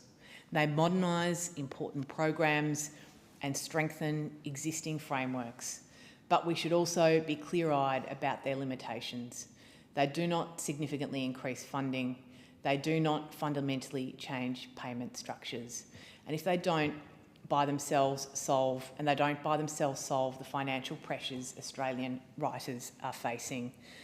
And that is an important challenge to solve. It's an important challenge for young Australians. It's an important challenge for children. It's an important challenge for migrants and our multicultural communities right across Australia. One of the greatest joys in my early 20s was volunteering to help a young migrant student with English literature as one of his VCE subjects.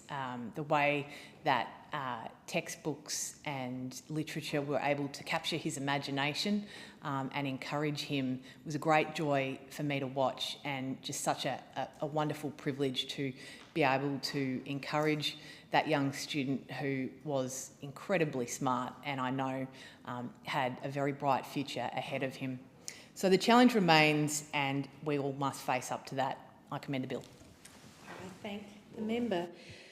The question is the bill now be read a second time. I call the member for Moore. Thank you, Deputy Speaker.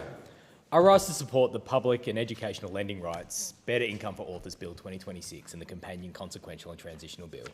This is a good bill. It is good for Australian authors, it is good for Australian publishers, it is good for libraries, and ultimately it is good for readers, because if we want Australian stories on Australian shelves, then the people who write, illustrate, translate edit and publish those stories need to be able to keep doing the work. That should not be controversial, although in the arts, even the obvious sometimes has to be legislated. This bill is about a simple proposition. When Australian books are made freely available through public and educational libraries, the people who created and published those books should receive fair recognition. Not charity, not a pat on the head, recognition, payment for work. That is the principle at the heart of the public and educational lending rights. It is also a principle I strongly support. I am a supporter of the arts, not because the arts are decorative, but because they are part of the infrastructure of a good society. They are how we tell our stories. They are how we record who we are. They are how kids find a world bigger than the one immediately in front of them. And they are how communities like mine and more see themselves reflected back with honesty, humour, beauty, and occasionally an alarming degree of accuracy. Libraries sit right in the centre of that. In Moore, the City of Joondalup libraries at Joondalup, Duncraig, Whitford and Woodvale are much more than buildings with shelves. They are community infrastructure. They are places where kids discover books they did not know they needed. They are places where parents can take their children without needing to spend money. They are places where older Australians stay connected, informed and curious. They are places where someone can borrow a novel, learn a language, watch a documentary, join a program or simply sit somewhere quiet without being expected to buy a coffee every 20 minutes. That is a fairly radical proposition in the modern economy, and it is one worth defending. Libraries make culture available to everyone, regardless of income. That is one of the great democratic achievements of public life. But there is another side to that equation. Free access for readers should not mean unpaid work for writers, and that is what lending rights recognise. When a book is available in a public library or an educational library, that availability has value. The community benefits from it, the readers benefit from it, students benefit from it, schools benefit from it, and the author should benefit from it as well. The public lending rights scheme has been part of the Australian cultural landscape since the Whitlam government approved it in 1974. That matters. It reflects a very Labor idea that access to culture should be broad, but that the people who make the culture should not be expected to survive on applause. Applause is lovely, but it does not pay the rent, it does not cover groceries, and it is notoriously difficult to use at tax time. The reality is that many Australian authors do not earn large incomes from writing. The Minister has noted that the average income for an Australian writer in 2021 to 2022 was reportedly $16,100. That is not a sustainable income. It is not even close. Yet these are the people whose books sit in our libraries, whose stories are read in classrooms, whose work help shape our national imagination. And we should want more Australian writers writing Australian stories. We should want children in Gwelup, Padbury, Craigie and Heathridge to pick up books that speak in Australian voices. We should want emerging writers to look at the industry and think there is a pathway here. It is difficult, but it is possible. And this bill helps with that. It will not solve every challenge in the literary sector, and no one is pretending it will, but it gives practical, concrete measures that improves the system and gives creators certainty. In the 2024-25 financial year, more than 17,000 payments were made to eligible creators and publishers through these schemes, totalling more than $28 million. For some people, the payment may be modest. For many creators, it matters. It can be the difference between taking the time to write the next book or having to put the manuscript away. It can be the difference between staying in the industry or leaving it. It can be the difference between an Australian story being written and that story never existing at all. That is why this bill matters. The bill brings the public lending right and educational lending right schemes together in a single contemporary legislative framework. That is sensible. The public lending right has had a statutory basis for decades. The educational lending right has operated administratively since 2000. This bill brings them together under one roof. That gives authors, publishers, schools, libraries and government a clearer and more modern framework. It also recognises that educational libraries matter.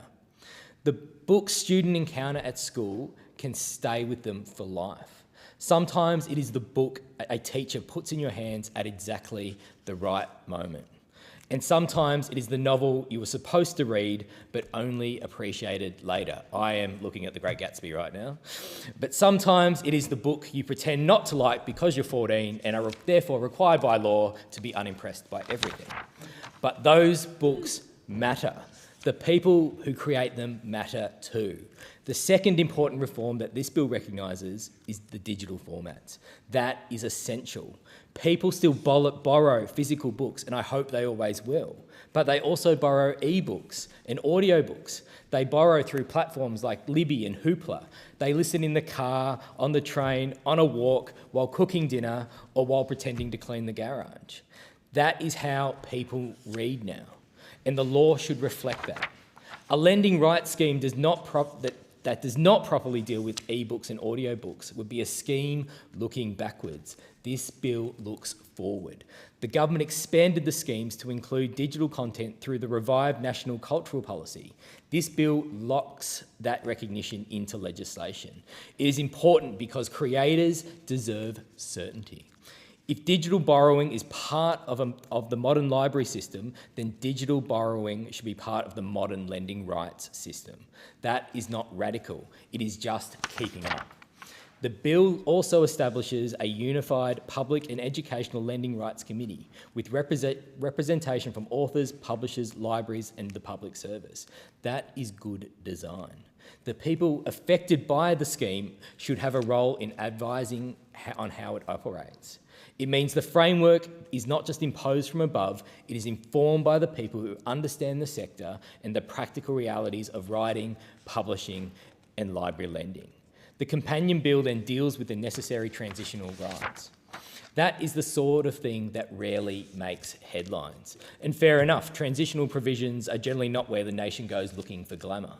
But they matter. They ensure continuity, they protect existing claimants, they make sure the system moves from the old framework to the new without unnecessary disruption. In plain terms, the machinery needs to work. And this bill makes sure it does. I also want to speak more broadly on why this matters to communities like mine. Moore is not just a place of roads, schools, hospitals, shops and sporting clubs. Although all of those matter deeply, it is also a place of creativity. We have local writers, we have musicians, we have visual artists, we have choirs, orchestras, community arts groups, school productions, festivals, exhibitions and people making extraordinary work, often with very limited resources.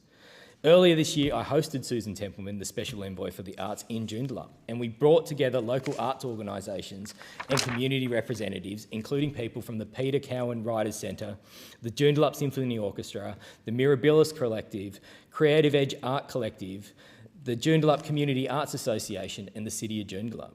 The message in that room was clear. There is enormous talent in our community. There is ambition, there is generosity, but there are also real challenges in sustaining creative work. And that is why I keep saying culture is infrastructure. It is not an optional extra. It is not something that should get considered after everything else is done. It is part of what makes a place livable, connected, and confident. Joondalup is increasingly recognised as Western Australia's second CBD. And if we are serious about that, we need to think about the cultural infrastructure as part of the city we are building. And that means venues, it means festivals, it means public art, it means live music, it means libraries, it means writing centres, it means supporting the people who make the work. Laneway Festival coming to Joondalup Arena showed what is possible when major cultural events are brought north of the river. The Joondalup Festival continues to show the depth of local appetite for art and culture. And our libraries show it every week in quieter but no less important way. And this is why this bill fits within a broader view of cultural policy. It says that Australian creative work has value. It says that public access and fair payment can sit together. It says that authors and publishers should not be left behind as reading habits change. It says the Commonwealth has a role in supporting the growth and development of Australian writing and publishing, and that is the right approach. I also welcome that this bill is framed around Australian creators and Australian publishers. Australian stories matter. We live in a world where global content is everywhere, instantly available, constantly refreshed, and algorithmically served. There is nothing wrong with enjoying work from around the world, but we should never become casual about the importance of our own stories. Australian children should grow up reading Australian voices. Australian communities should see themselves in Australian books. Australian writers should be able to build careers telling Australian stories. And Australian publishers should be supported in bringing those works to readers.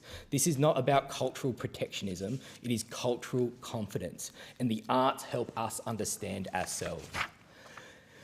They help us argue with ourselves, they help us remember, they help us imagine something better. And sometimes, very importantly, they give us a much needed laugh at our own expense.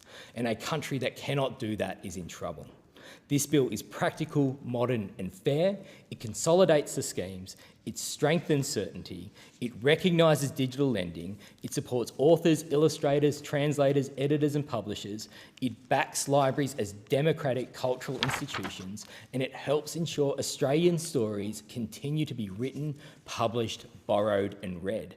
Because behind every book borrowed from a library is someone who did the work, someone who sat down and wrote the sentences, someone who revised the manuscript, someone illustrated the pages, someone translated the words, someone edited, published and produced the book. Then the librarian placed it where the reader could find it. That chain matters. This bill respects that chain. It supports the people who make the Australian literary culture possible, and it does so in a way that keeps libraries open, accessible and central to community life. And that is exactly the balance we should be striking. I commend the bill to the House. I thank the member. The question is that the bill now be read a second time, and I call the member for Chisholm. Thank you so much, Deputy Speaker. I love books, I love libraries, and I love Australian stories. I am one of the chairs of the Parliamentary Friends of Australian Books and Reading, and I am so proud to be part of an Albanese Labor government that backs Australian stories, libraries and authors every step of the way. This bill, the Public and Educational Lending Rights Better Income for Authors Bill 2026, is an important step in recognising and supporting Australian creators and publishers who are committed to telling, preserving and amplifying important stories. Australian stories really matter. They reflect who we are and they help shape who we become. And they've certainly shaped me. I wouldn't be who I am without Australian books and stories. I think of some of my favourites, like Looking for Alibrandi, incredibly important to an Australian-Italian person like myself. I think of The Getting of Wisdom, My Brilliant Career, Playing Beatty Bow, Robin Klein's Penny Pollard books. I think of Hazel Edwards, who lives in my electorate, and her book, There's a Hippopotamus on Our Roof Eating Cake.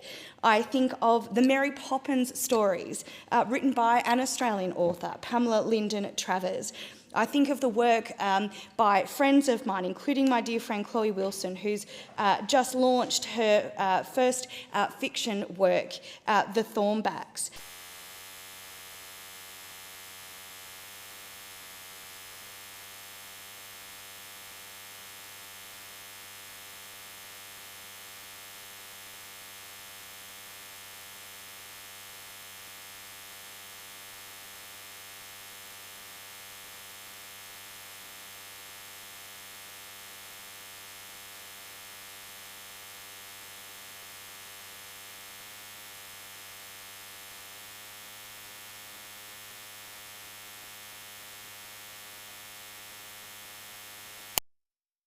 Something of real value for the Australian public to enjoy.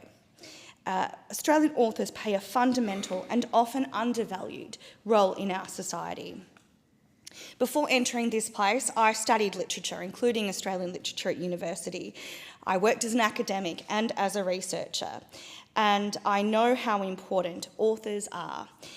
Without authors, without people willing to dedicate themselves to knowledge, evidence, storytelling and scholarship, so not just about fiction work here, we're talking about Australian non-fiction too, our society would be profoundly different. Australian authors inform public debate, often provoke public debate. Australian authors inform government and inform policy, whether it be in the areas of health research, environmental science, economics, education, Indigenous history or social policy, as well as fiction, of course. Authors make an extraordinary contribution to our national landscape. Australian writers help define our culture, telling local stories in local voices. These are stories about our suburbs, our regions, our environment, our workplaces, our schools and our communities, stories that Australians can see themselves in and can understand the history of our nation through. These things really matter. If Australians don't tell Australian stories, these stories will disappear. We all have in this place a responsibility to back Australian stories and creativity where we can. In my very first speech in this place, I spoke about the importance of valuing culture and ensuring that we made sure that this was something that the government saw as a priority. And I'm really pleased that our government does see this as a priority. For a long time, public and educational lending rights have existed to ensure that Australian creators and publishers are fairly paid when their books are made available through public and educational libraries. Recognising something which is really important, which is that access to books should never come at the expense of the people who create them. And I think this is a good moment to reflect on how important libraries are, one of the great democratic institutions in this country. Sir Redmond Barry helped establish the State Library in Victoria and in fact lived where my electorate now is, on the Sindel estate. So my office is just over the road from Sindel train station, which is of course named for his estate. But his legacy is not just about the names of places in our community. It's about the wonderful local institutions like libraries that we're all able to access. And I can't really think of many libraries in our electorate that I haven't spent time in as a school student or a university student or since, using the space to read, to study, to learn. It is amazing what libraries offer to all of us. They're places where every Australian, regardless of income or background, can access literature, education and information, to connect with others too through book clubs and other community groups. We should be very proud of our libraries here in Australia. I think it is really fair and reasonable that when works are borrowed thousands of times through libraries, that the people responsible for creating those works do receive compensation for their contributions. And that's what this bill seeks to do. This bill brings together the public lending right and educational lending right schemes into a single contemporary legislative framework, replacing the Public Lending Right Act of 1985 and ensuring that these important programs remain fit for purpose in a rapidly changing world where we consume books and literature in different ways. The existing schemes have served Australia really well for decades. But we know that the way that we do access books has changed significantly since the 1980s, and as we evolve, our laws need to follow suit and evolve too. We know that Australians increasingly borrow ebooks and audiobooks alongside traditional printed works. Digital collections are now a really normal part of our libraries and educational institutions and make it easier for a lot of people to access books and reading. Through our National Cultural Policy, Revive, the Albanese government has invested in modernising lending rights so that creators are recognised and compensated for the use of their works across these contemporary formats. This bill secures those reforms into legislation and provides a modern framework for the future. It ensures that lending rights schemes continue to adapt alongside technological change while continuing to support Australian creators and strengthen our cultural life. There's another important principle that lies at the heart of this legislation too, which is that creative work has incredible value, and authors' creativity is their property.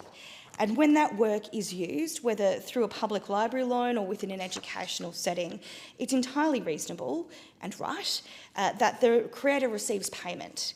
We would not expect other workers to provide their labour for free simply because the public benefits from it. Creative workers deserve that same respect and to be seen as workers, and that their labour should be valued. Not every person, of course, who writes a book seeks to become a full-time author. We know that. Many writers balance their creative work with other jobs and responsibilities. But it is telling that the average income for an Australian writer in 2021 to 22 was reportedly just $16,100. And I think that figure really demonstrates the economic reality facing many creators in this country. Whilst writing is, of course, incredibly valuable social work, both socially and culturally, it's not always valued in the same way financially. It's not always secure work financially. We know this legislation will not solve every challenge facing Australian authors, but it is one of the concrete things we can do as a government to provide meaningful support. We know that every bit of support does matter. In the 24-25 financial year alone, more than 17,000 payments were made to eligible Australian creators and publishers through these schemes, which totalled $28 million. That is significant. For many authors, illustrators, translators, editors and publishers, these payments are not simply a bonus. They are a reliable and meaningful source of income which help creators continue their work and help keep books in publication, which is really important too, so we can continue to enjoy these stories and this knowledge. These payments help ensure Australian stories continue to be written, published and shared with future generations. It's also really important, I think, to reflect on the origins of these schemes and the intent of these schemes. In 1974, Prime Minister Gough Whitlam approved the public lending rights scheme with a clear and principled vision of fairness. He was, of course, a great champion for the arts. It was a recognition here that Australian culture does not simply happen by accident. It requires investment and support. It requires governments willing to value creative work as an essential part of national life.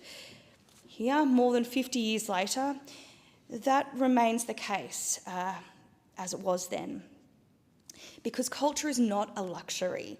It is an essential part of who we are as a nation. And through the democratic institutions such as libraries, we are able to access culture in really meaningful ways right across communities in Australia. There's something really profoundly important about a young Australian picking up a book and seeing themselves reflected in its pages, seeing their community, seeing the way they live their lives, hearing languages and experiences that feel familiar to them. And it's also really important to understand your own country through the eyes of someone who has a different experience of Australia too. Again, that is really important for social cohesion. Every time I visit a school or early learning centre, the optimism and curiosity of our youngest Australians really excites me as a community representative.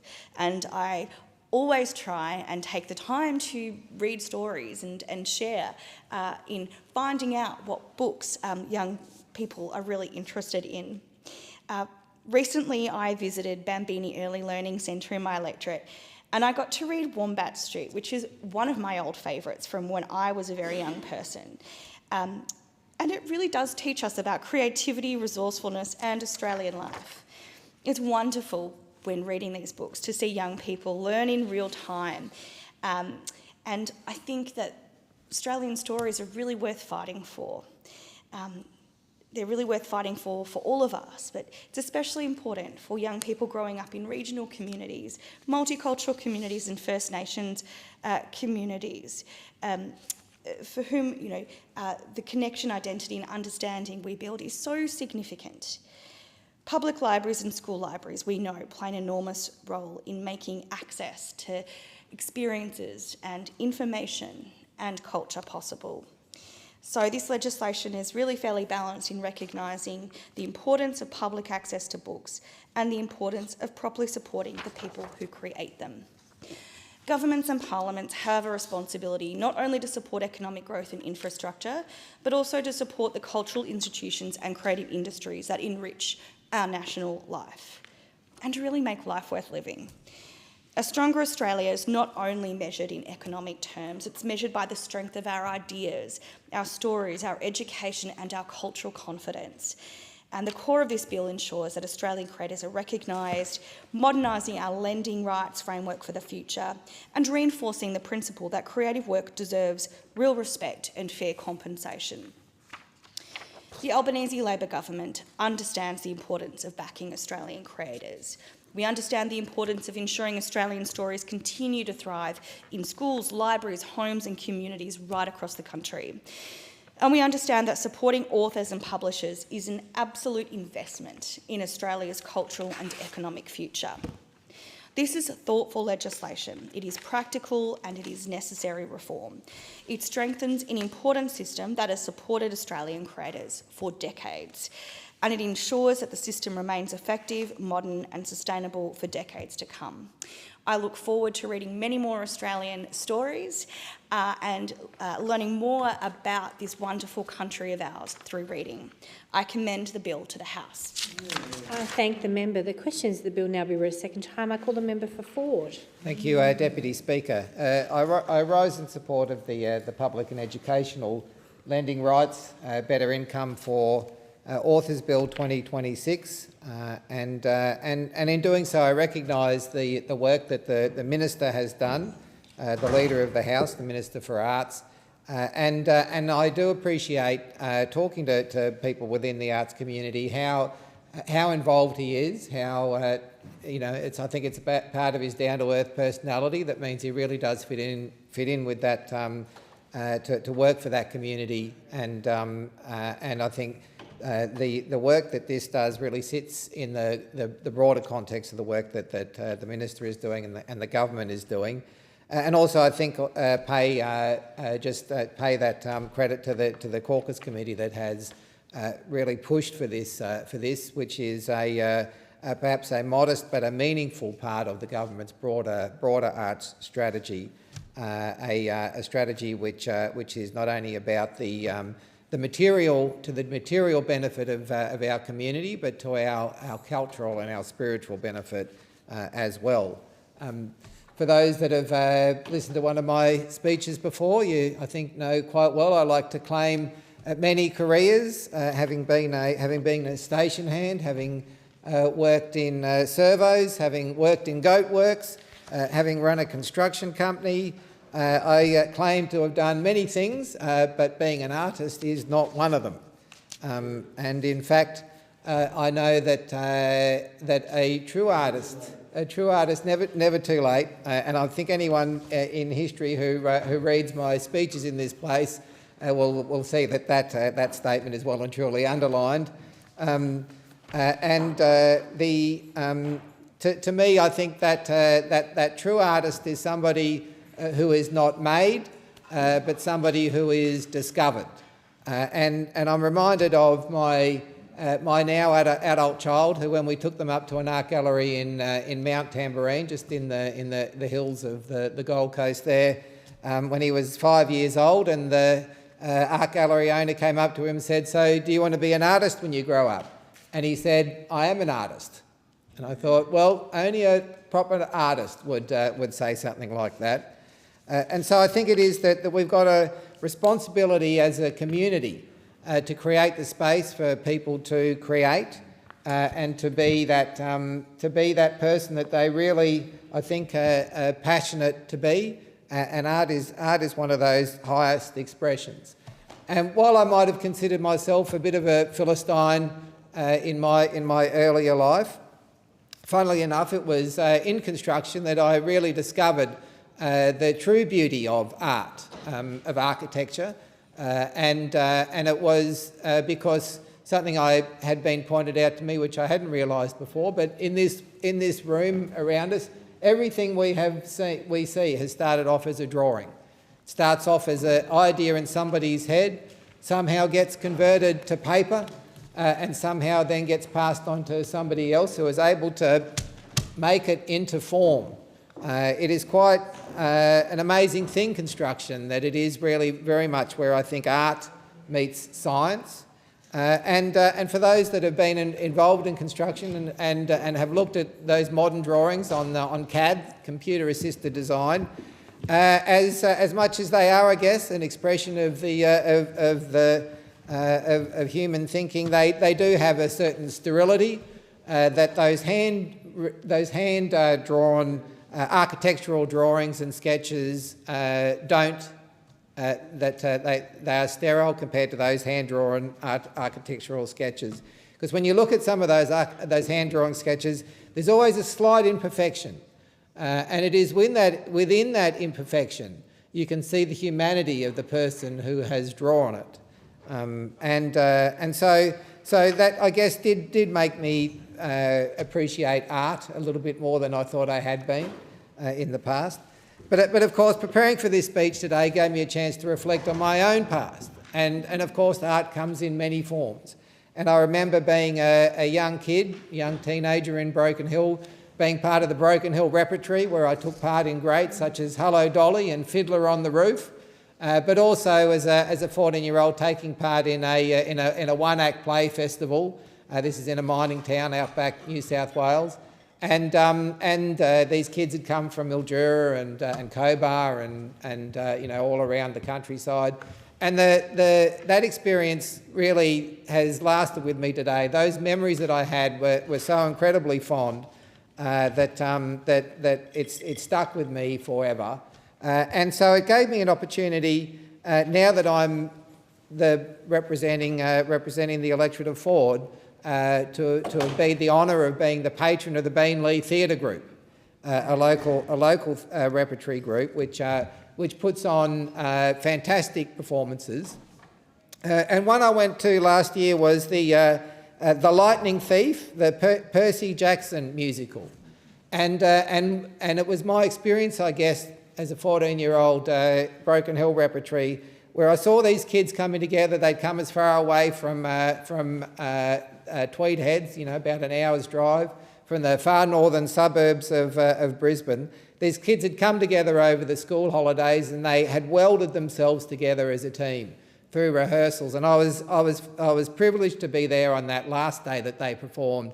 And when they came out and took their final bow, the tears in their eyes was just something that I could feel and I could place myself in, because the relationships that they had formed, the lessons that they had learned, are something that I think is unique to the arts, and I think it just really goes to show why cultivating that and giving people the space to do that is so important.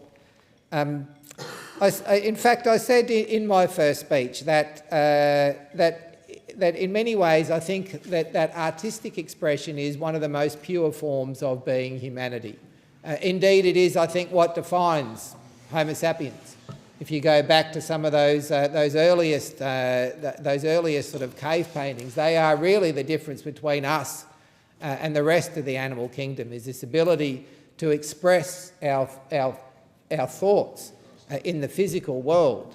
It is, I think, what makes us human. And so it is that we as governments and societies, it is incumbent on us to give people that space. And so I'm very much an optimist. And while I think I said in my first speech that in many ways I'm a huge believer that technology is going to create that material wealth to give us the time to really pursue our passions. I think that in many ways, I've said that we're living in the dark ages, that people in the future will look back on us as we look back on the Romans and go, geez, they were really clever to get by with what they had, but I wouldn't like to live then. And I think that when we've got that room to really follow our passions and follow our pursuits, that is really the highest form of being a human being. You know, in many ways, it is us living in this world today where none of us have time. We're all flat out, not just in this place, of course, but trying to raise a kid, trying to look after a sick parent. It really means that you just don't have the time to follow your passion. And that's why I think, you know, artists have an income of around whatever it is, 16,000, 17,000, authors an income of about $16,000, $17,000, $18,000 a year, somewhere around there, because because the money is actually not the important thing. It's the being able to express yourself. And so to sort of bring it back to where we are and where this policy sits, it sits well and truly within the Labor Party's history of advancing Australia. That very much the Whitlam government represented a rejection of the cultural cringe, where we looked to the old country for our cultural leadership. The election of the Whitlam government very much marked that clear line, and so it was that the policy which we are effectively adapting today was first established as a public lending right in 1974 by the Whitlam government. It's when the Whitlam government set up established the Australia Council, and indeed Creative Nation was launched by Prime Minister Paul Keating and Arts Minister Michael Lee, followed up by Creative Australia as the product of Prime Minister Gillard and Arts Minister Simon Crean. And so while it is that here we are again fixing the as Paul Keating called it, the Rip Van Winkle years of coalition government, where nothing was done, where the forelock was tugged to the mother country. Here it is again, a reforming Labor government, committed to the arts, committed to the expression of the Australian people, is taking steps to give people again that space, that income. That ability to express themselves artistically, but it is not just, of course, about the beauty about that sort of spiritual fulfilment. It is a strong economic imperative that the government has a commitment to arts policy. There's something like a $17 billion industry in Australia now, which has grown up around the arts industry. It employs somewhere around 400,000 Australians. In Ford, there are many people working in the film industry, which is burgeoning in the Gold Coast. There are people who are not only, of course, taking part in some of the technical things, but that means carpenters and painters and drivers. And it underlies more of our economy than many people might imagine. The fact is that, again, this sits well and truly within federal Labor's, and by that I mean the Labor Party's commitment to Australia, the commitment to Australian culture, the idea that I think that we can rely on other countries to give us our expression of what it means to be Australian. It just does not happen without government being involved in that. And so it is. I commend this bill. This is an important bill. I just realised I'm remiss when I was talking about the Beenleigh Theatre Group not to give a shout out to Chris Art, who always makes me feel extremely welcome when I go to the performances there, and to Ros Johnson, who is I think in many ways the silent backbone of the organisation. It is a pleasure to be a patron of that organisation, and it is a great honour to be in this place to support this policy, which sits within that wider government policy of supporting the arts in this country. I thank the member for his contribution. The question is that this bill be now read a second time, and I give the call to the member for Techney. Thank you, Madam Speaker. I rise to make my contribution to the Public and Educational Learning Rights Bill. The library is a home for many, for students studying after school, for babies and young children learning their first nursery rhymes, for members of the community accessing public information, for migrants like me who learn English, or any library community. And of course, the library is for anyone in search of a book, whether that is a physical copy or digital copies like e-books and audiobooks. In Tangney, that could mean the public library at Riverton, Williton, Bull Creek, Booragoon, Canning Bridge, Melville, Willigi, or at any one of the more than 50 schools in my community. More than 50 years ago, public learning rights was established, introduced by the Whitlam government in 1974. These rights ensure more money make its way into the pocket of Australian authors, publishers, and illustrators. What it means is that Australian book publishers, authors, illustrators, editors, translators, and compilers are compensated for the loss of income when their work is used multiple times in Australia's public and educational learning libraries. Authors, publishers, and illustrators want to as many Australians as possible to read and connect with their work, and libraries help make that possible.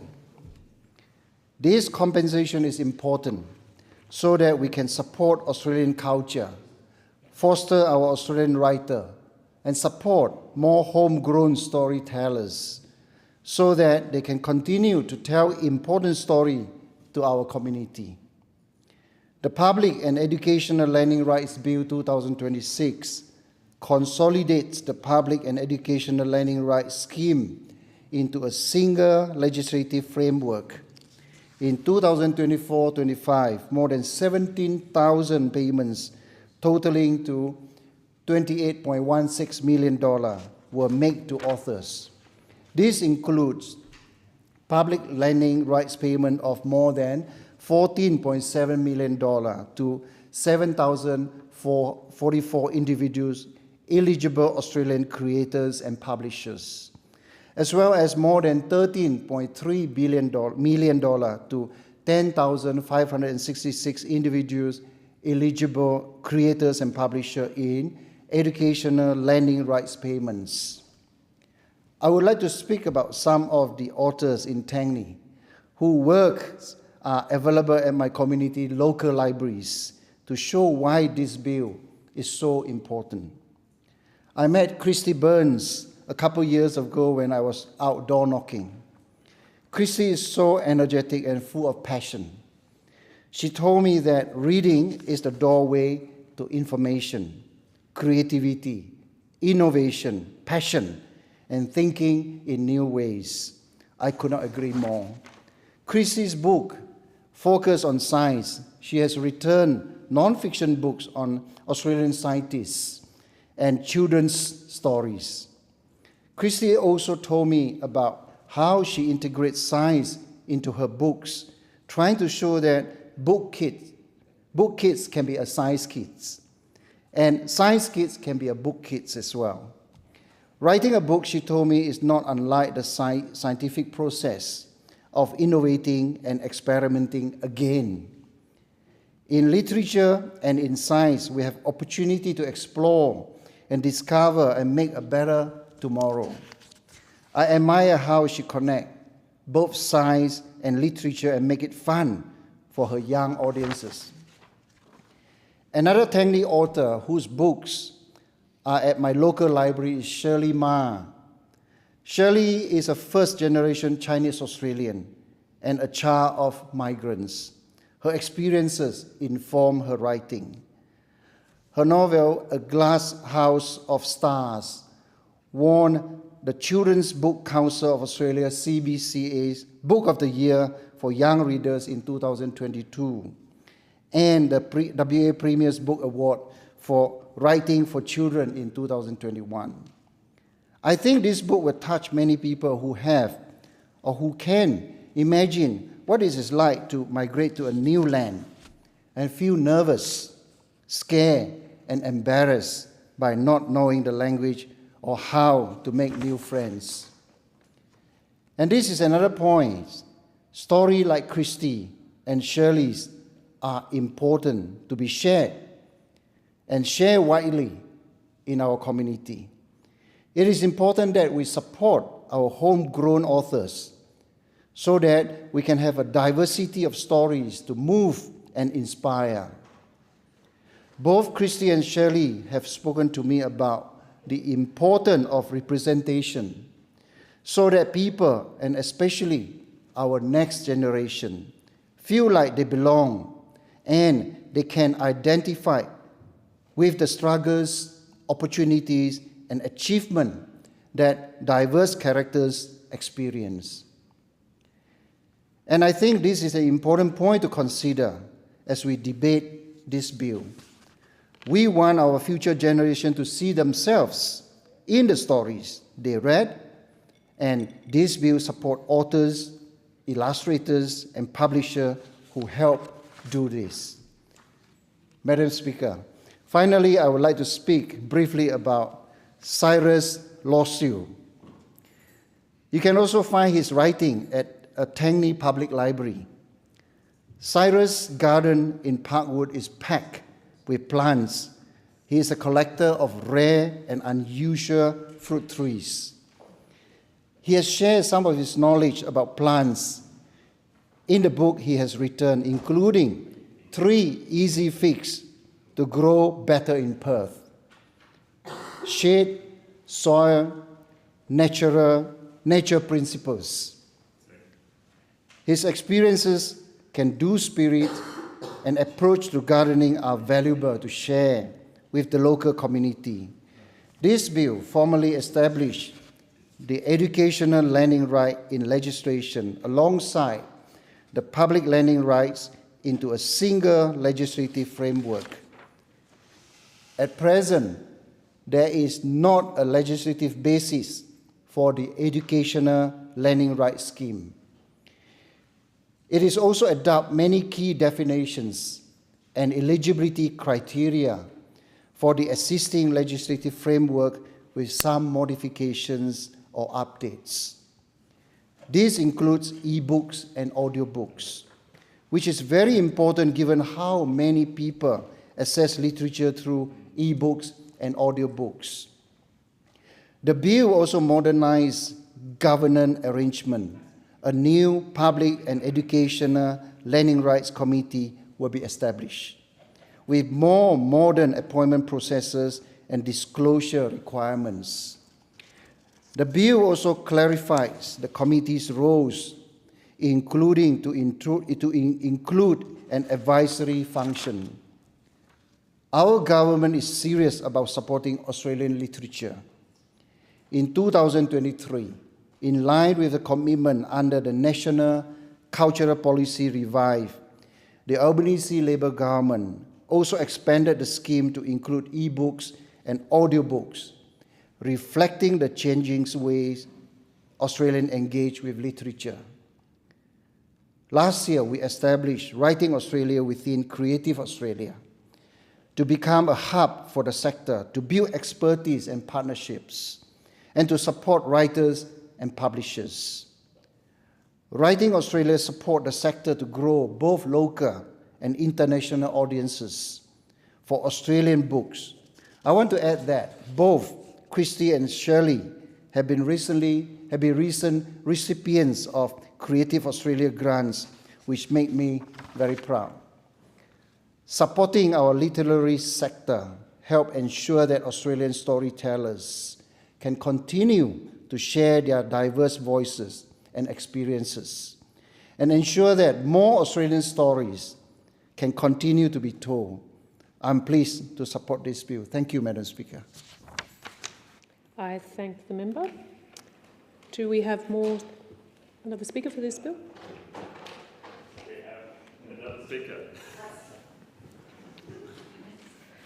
question is that this bill be now read a second time. And I give the call to the member for Bonner.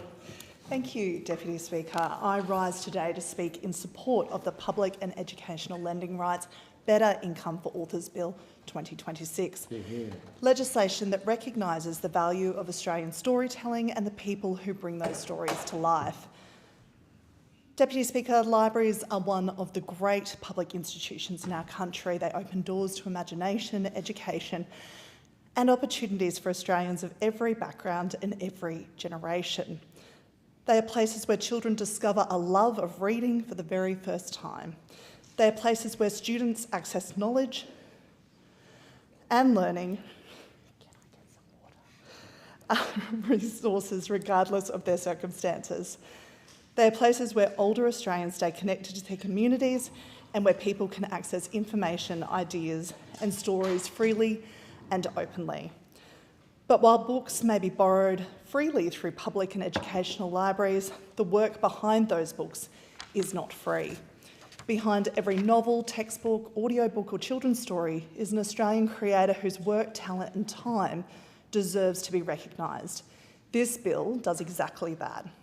The public and educational lending rights schemes ensure Australian book creators and publishers are compensated for the loss of income that can occur through the free multiple use of their work in Australian public and educational lending libraries. This includes authors, illustrators, editors, translators, compilers and publishers, all of whom contribute enormously to Australia's cultural and literary landscape. The Public Lending Rights Scheme was first established by the Whitlam Labor government in 1974 to ensure more support made its way into the pockets of Australian authors, publishers and illustrators. It reflected an important principle then, and it remains an important principle today, that creators deserve fair recognition and fair compensation for their work. This bill continues that proud Labor legacy of supporting Australian arts, culture and storytelling. Deputy Speaker, Australian literature matters, Australian stories matter and Australian creators matter. Australia's literature sector is home to some of the country's greatest storytellers, people who help shape our national identity, reflect our communities and tell uniquely Australian stories. Whether it is fiction, poetry, educational resources, historical writing or children's literature, Australian writers help Australians see themselves and their communities reflected in literature. These works are not just entertainment, they help preserve culture, they build empathy and understanding, they strengthen literacy and education, they challenge ideas and encourage curiosity, and of course they connect our communities. Australian children deserve to grow up reading Australian stories written by Australian authors about Australian experiences. They deserve to see Australian suburbs, humour, landscapes and voices reflected in the books they read. Because when young people see their own communities, landscapes and voices reflected on the page, it tells them that their stories matter too. And when these stories are shared through our libraries and educational institutions, it is only fair that the creators behind those works are recognised and supported. Deputy Speaker, this bill consolidates the public lending right and educational lending right schemes into a single legislative framework, creating a more modern, streamlined and coherent system. Importantly, it also establishes the Educational Lending Rights Scheme and legislation for the very first time. Currently, the Educational Lending Rights Scheme operates administratively without a legislative basis. This bill changes that. The legislation also modernises governance arrangements. It establishes a new Public and Educational Lending Rights Committee with a more modern appointment process and disclosure requirements. It clarifies the committee's advisory role and transfers some operational decision-making processes to the Secretary, formalising arrangements that are already occurring administratively. These reforms are about ensuring the scheme remains effective, accountable and fit for the purpose into the future. Deputy Speaker, another important aspect of this legislation is that it reflects the changing ways Australians engage with literature. Australians are increasingly reading digitally, whether through ebooks or audiobooks borrowed through local libraries and educational institutions. Consistent with the Albanese Labor government's National Cultural Policy Revive, the schemes were expanded in 2023 to include ebooks and audiobooks. This legislation supports and embeds that modernised framework. And this is important because Australians do not engage with literature in the same way they did decades ago. Technology has changed the way people read, learn and access information. Students increasingly access educational material digitally. Families borrow audiobooks for long drives and school drop-offs. I aspire to be one of those families, Deputy Speaker. And older Australians use ebooks with adjustable text and accessible technology. People are engaging with literature in more ways than ever before, and our legislative framework should reflect that reality. This bill helps ensure the lending rights framework keeps pace with this modern publishing and library environment. Deputy Speaker, literacy and reading remain absolutely fundamental to opportunity as well in Australia. The ability to read, learn and engage with literature shapes educational outcomes, employment opportunities and lifelong wellbeing. Deputy Speaker, this legislation is also about recognising that creative work has economic value. Too often we speak about the arts purely in cultural terms without recognising that writers, illustrators and publishers are workers too. They deserve fair remuneration for the contribution they make to our economy, our education system and our national culture. Writing is absolutely work. Publishing is work. Illustration is work. Editing is work. Translation is work. And these creators deserve to be supported. Labor has always understood this. We know that the strong arts and cultural sectors do not happen by accident. They require investment, recognition and support for the people who create and share Australian stories. And this government is committed to ensuring Australian writers, publishers and creators are supported not only to preserve our culture, but also to continue telling the stories that shape our national identity. This bill is part of that commitment. Deputy Speaker, in 2024-2025 alone, more than 17,000 payments totalling over $28 million were made to eligible creators and publishers through these schemes.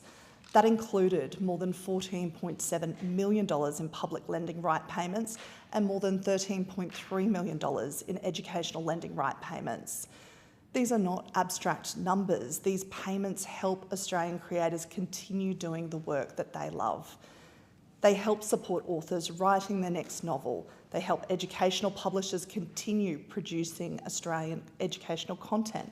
They help illustrators, translators and editors continue contributing to Australia's literacy sector. And importantly, they help ensure Australian voices continue to be heard. Deputy Speaker, this bill is also part of the Albanese Labor government's broader commitment to supporting Australian arts and culture. That commitment is reflected through Revive, the government's national cultural policy, which recognises the importance of supporting the Australian creative industries and Australian cultural identity. It is also reflected in the establishment of Writing Australia within Creative Australia to become a dedicated hub supporting writers, publishers and the broader literature sector.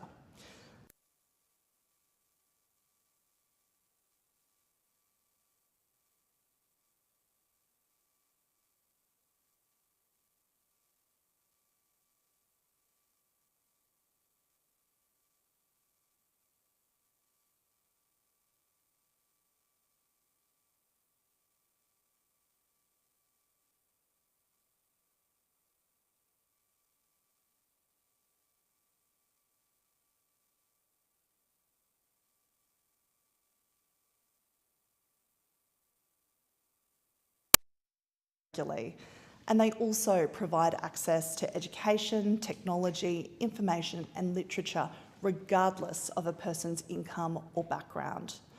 Local libraries host children's reading programs, community activities, study spaces and lifelong learning opportunities. They are places of inclusion and places of connection. And through this bill, we are ensuring that the creators whose work fills those shelves, Brisbane authors like Trent Dalton, Nick Earls and Rebecca Sparrow, are properly recognised and supported.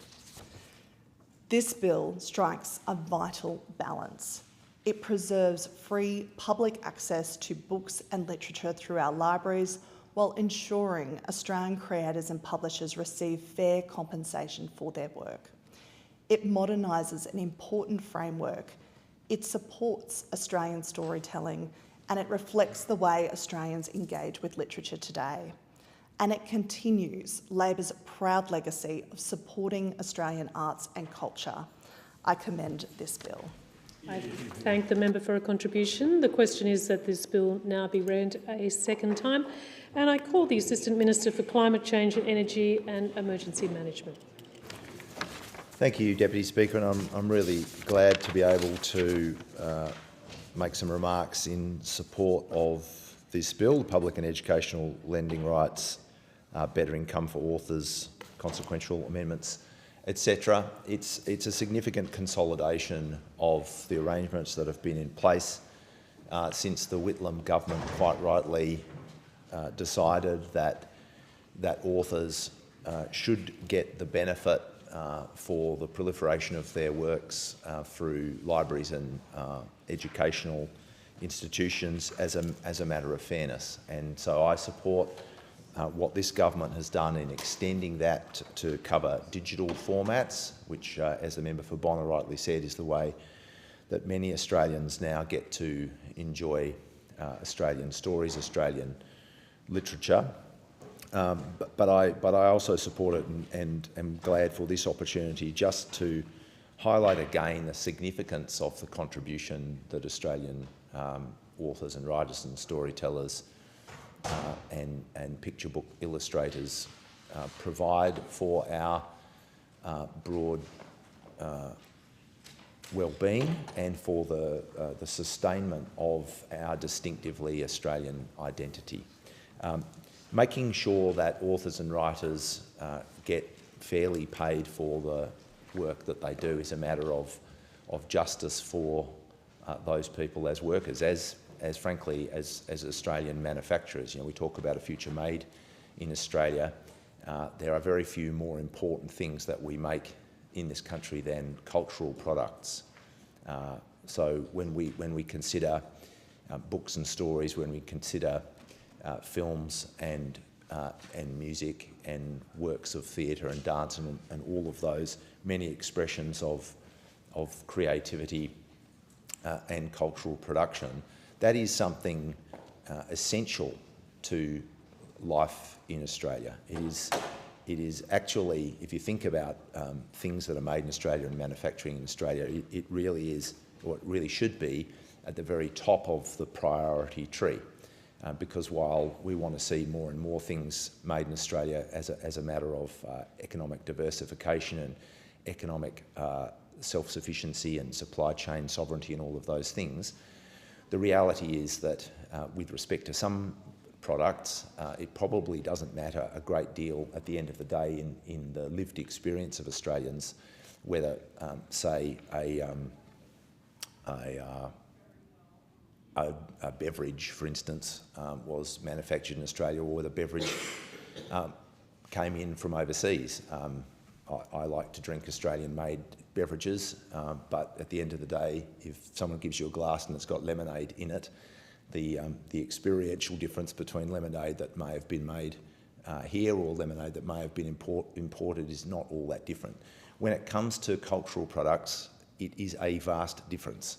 It is not the same to say that if all the novels we read in this country were written somewhere else, that there would be no difference to the quality of Australian life. It is not true to say that if all the music we listened to, all the theatre we saw, all the films that we enjoyed were made somewhere else, that there would be no experiential difference, no difference to our identity, no difference to our capacity to understand ourselves, to consider our circumstances, to imagine our best future.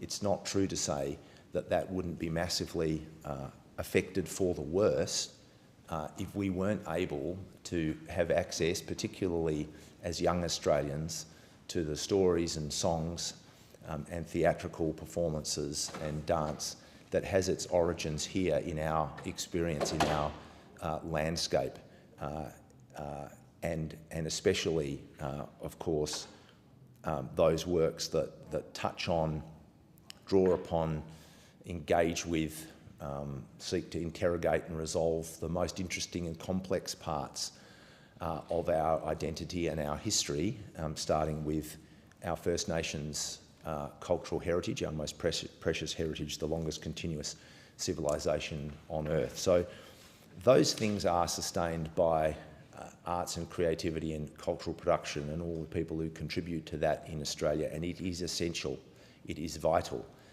And we know that the health of that broad creative ecosystem is at risk from time to time by all of the things that can impact on the people who are drawn vocationally to make that contribution. And some of them are those global market forces. You know, there are times when it would be easier and cheaper if what we watched on our screens had been made somewhere else. But we cannot accept that. We cannot allow that to occur. And one of the ways that we make sure that Australian storytelling and Australian voices and Australian experience and Australian language is kept at the core of our national experience is by making sure that the people who devote themselves and their skill and their expertise to that enterprise are properly supported. And this is just one small part of it. I'm not here to say today that public lending rights make the distinctive difference. There are a whole range of things and we need to keep focusing on them. I know that Minister Burke and the Special Envoy for Arts, the member for Macquarie who's just entered the Federation Chamber Deputy Speaker, are at work on that all day, every day. For me, writing and storytelling and books is special for a couple of reasons. When I was young, it was my ambition to make a life as a writer. And in some ways when people say, well, how did you ultimately come to be involved in representative work, I say that it was by first being a failed novelist. And I worked as a travel writer and I wrote and published short fiction and did a range of things, and I don't regret any of the many wonderful and sometimes difficult and frustrating hours that I spent on those novel manuscripts, even though ultimately they weren't good enough to sort of enter the public realm or end up on the shelves of a library. But from my own personal experience, I know that the contribution that writers and authors make is massive. I've had some experience in seeking to be a contributor to that unsuccessfully. I've obviously had much more extensive experience as a reader.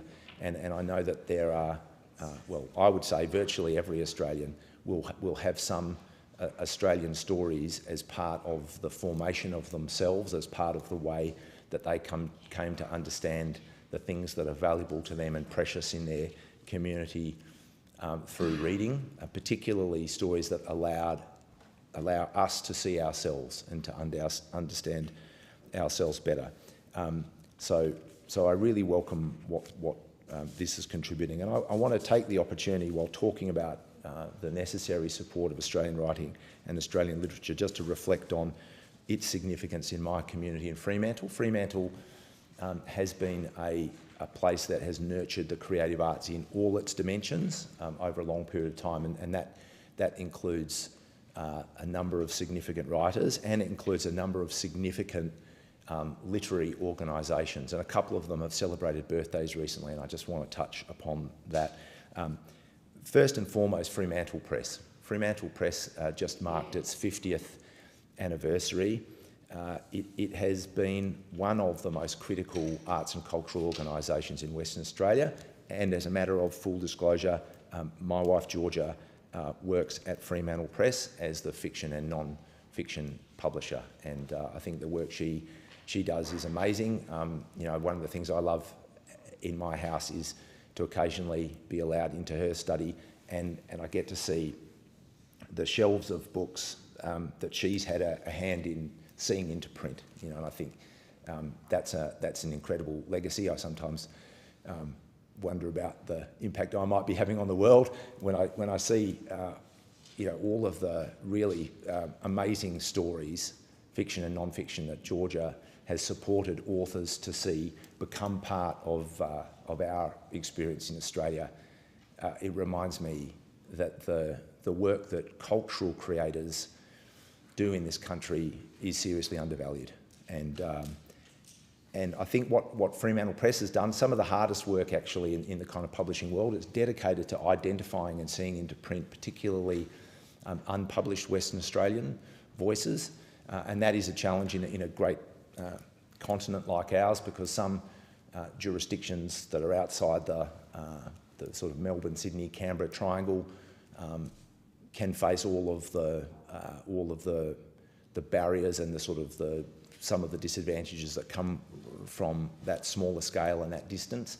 And so having a press like Fremantle Press in WA to help bring forward for all of our benefit writers like Elizabeth Jolly, A.B. Facey, Sally Morgan, Kim Scott, Joan London, Dave Warner, Dave Wish-Wilson, Diane Wolfer, and many, many, many, many others. So, I say happy birthday to Fremantle Press, and recognise the incredible work that they've done over 50 years, and I know will continue for the next half century and beyond. And I'm glad that the Creative Australia +1 program has been able to support Fremantle Press in finding their new headquarters in the old SEC substation down in Fremantle, what will be their forever home.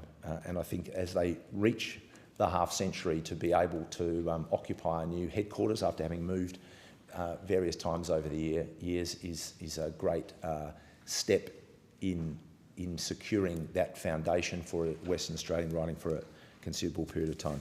Deputy Speaker, I also want to acknowledge the 10th birthday of Paperbird Bookshop. It's Perth's only specialist children's bookshop, and it also functions as a dedicated arts and cultural centre for young people. It was created 10 years ago down in Fremantle, and it's a beautiful place, and it's a place that for lots and lots of young people and their parents and not so young people, it's become a real kind of a treasure island, I suppose, of children's and young adult literature and the work by illustrators that's often part of that work, including lots of books that Paperbird stocks and that Fremantle Press has also been involved in, that draw upon our incredibly rich First Nations history, both the subject matter of those stories, but also the language, Noongar first word books and these kinds of publications, which I wish I had had the benefit of being able to read when I read books at primary school, but which kids now do get to enjoy, and that's a thing we should recognise. I'll just conclude, Deputy Speaker, by saying that we need to maintain our focus on the importance of cultural production and that kind of future made in Australia, and we need to keep recognising that however our system works, it doesn't properly reward or support those kinds of producers. That's just the way it is. The average income of an Australian writer is just a bit more than $18,000, so it doesn't even get over the tax-free threshold. The public lending rights arrangements do send sort of significant and rightful support to the producers of those works, but if you look at that $28 million across 17,000 payments, it's probably $1,700 on average per author. It's an important contribution. They ought to have it as a matter of right, but we should nevertheless recognise that if you are a writer or a musician or a playwright or a person who's creating original choreography, a painter, a visual artist, you are struggling. You make a choice out of that vocational commitment, and what goes with that choice inevitably is economic uncertainty. And for many, many Australian artists, the reality is that while they pursue their art and while they make that essential contribution to all of our well-being, they almost start from the position of having to say, well, what's going to be the way that I earn a living so that I can also write these incredible novels, so that I can also produce these amazing albums and these great films and so on. And we need to say to ourselves that's not right, and we should continue to try to be creative in finding ways to make sure that those creators and those workers get a fair go, because, you know, it's good that you can be a, you know, I say this sort of cautiously, you could be a run-of-the-mill anything. You could be a run-of-the-mill bricklayer, you could be a run-of-the-mill dentist, you could be a run-of-the-mill politician, and you will be able to earn a fair living. You can be an absolute first-rate author, a first-rate musician, a first-rate playwright, and you will struggle. You will struggle. There are so few Australian artists who can really go into their work as a professional and have the expectation of that security, and that's something we should keep trying to fix. I thank the member. The question is that this bill now be read a second time, and I call the member for Macquarie. Thank you, Deputy Speaker. There is a particular kind of silence that exists in a library. It's not an empty silence, it's a living one. The silence of curiosity, of imagination at work, of children discovering worlds larger than their own, of someone reaching for comfort, knowledge, escape, or recognition between the covers of a book. In every city, town, and suburb across Australia, libraries hold the accumulated voices of generations, histories, poems, field guides, children's stories, novels, memoirs. And behind each of those books is a writer who worked, often for years and years, turning their thoughts into language. Everyone deserves access to those words. It's a cornerstone of a fair and democratic society like ours. We must also ensure that our writers are fairly remunerated for the contribution they make to our society and culture. The public lending right and educational lending right schemes are an important way of reconciling these two objectives. These programs are founded on the simple principle that while the public benefits from free access to books through libraries and educational institutions, the people who created those books should be compensated for the income they would otherwise have earned through direct sales. They're based on the belief that public access and fair payment can coexist, that libraries should be free, and that writers should not be expected to survive on gratitude alone. The origins of these programs lie in the reforming ambition of the Whitlam government. In 1974, the Whitlam government introduced public lending rights, recognising that books on library shelves represented labour, not just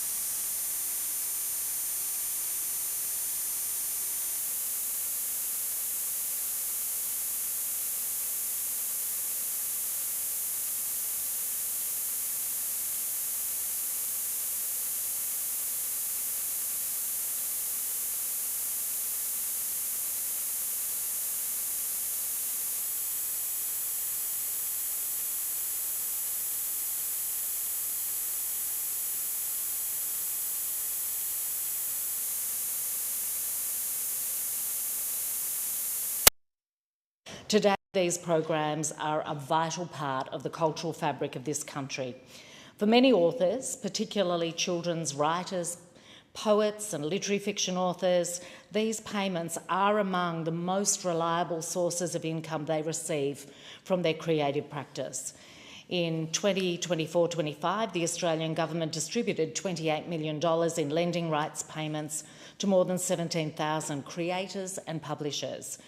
Our National Cultural Policy, Revive, expanded the program to include digital lending rights for the first time, increasing payments by $3.38 million in the first year alone. As significant as these payments are, they pale in comparison to the economic impact of our literature sector. In New South Wales alone, the sector contributes $1.3 billion a year to the economy and supports up to 22,000 jobs. Writers in Australia, though, are rarely wealthy. Even our most accomplished authors often sustain themselves through teaching, speaking engagements, grants, festivals and casual work. The Australian Society of Authors has noted that Australian authors earn on average only around $18,000 a year from their creative practice.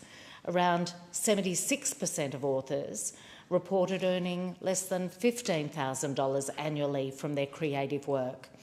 These figures should give us all pause. We ask a great deal of our writers. We ask them to preserve memory, interrogate power, explain the complexity of life to children and adults, to illuminate grief, love, injustice and joy. We ask them to hold up mirrors to who we are and open windows into worlds that we have not yet explored. There are more than 5,000 professional authors living in Australia, and I'm proud that a disproportionate number of them live in my electorate of Macquarie.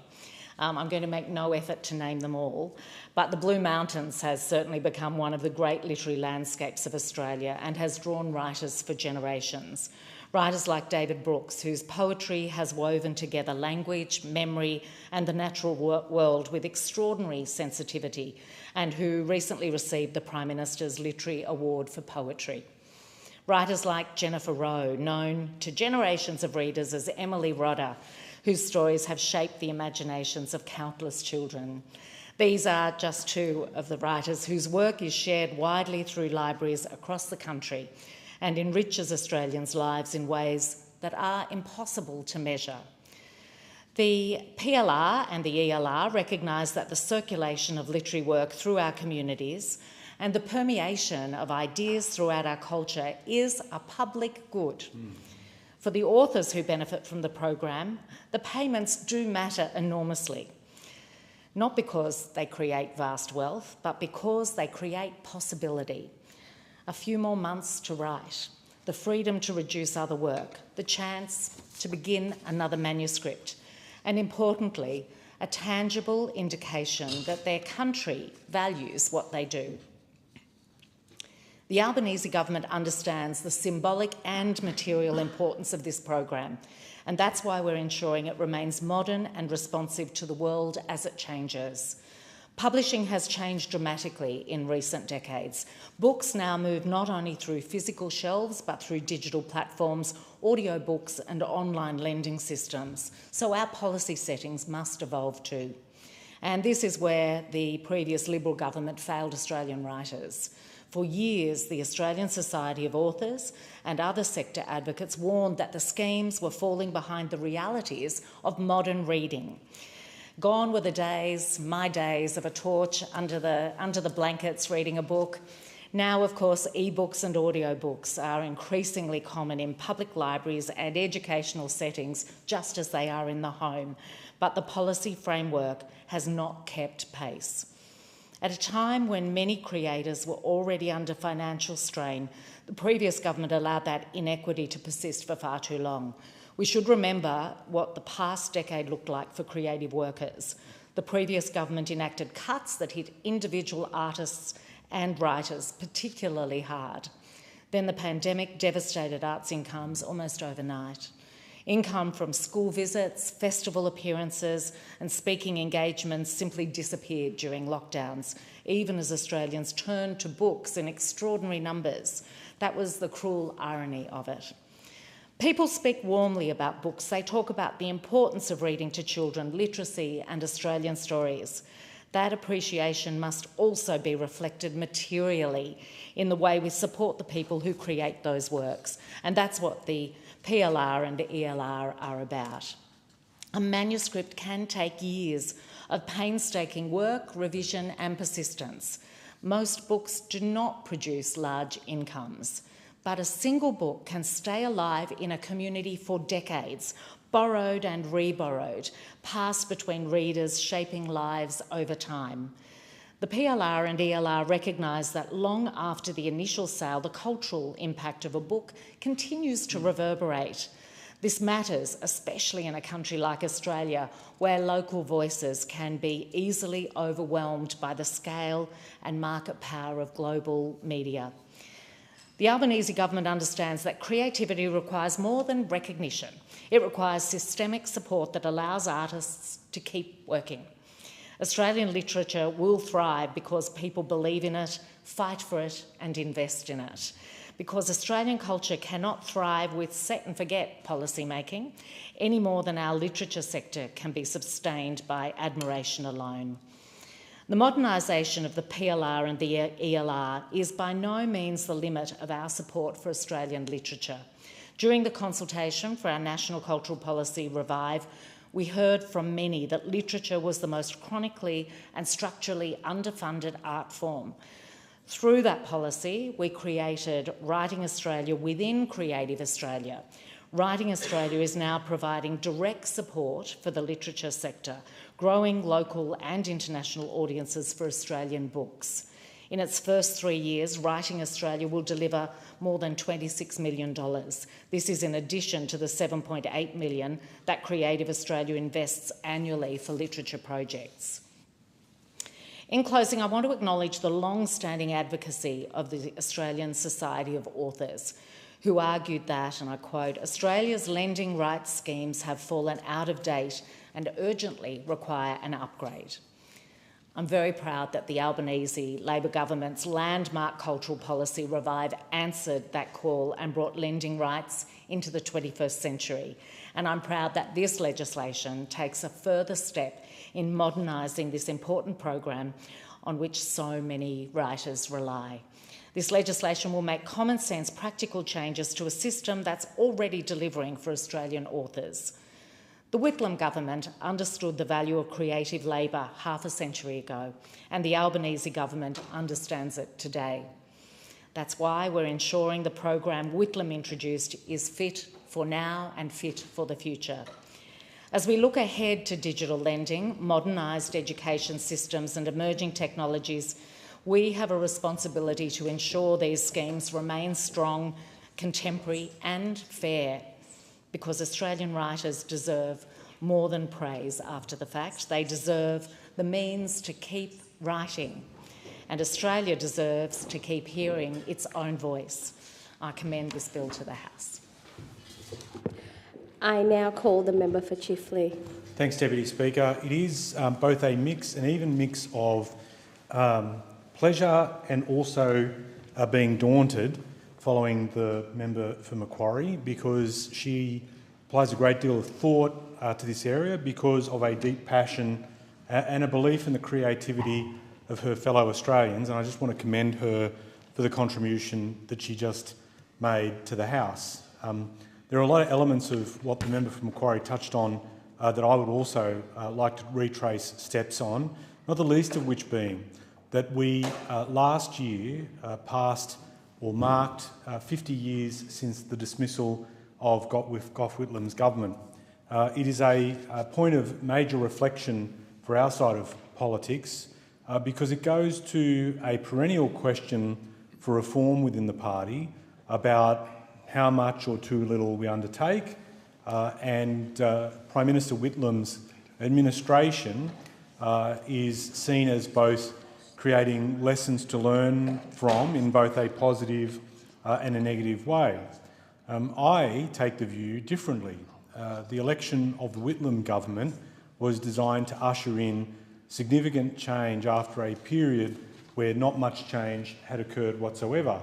And underpinning a lot of Prime Minister Whitlam's reforms was inherently a belief in something that we rarely reflect on, which is Australian exceptionalism. What Prime Minister Whitlam believed in is the power of the Australian voice.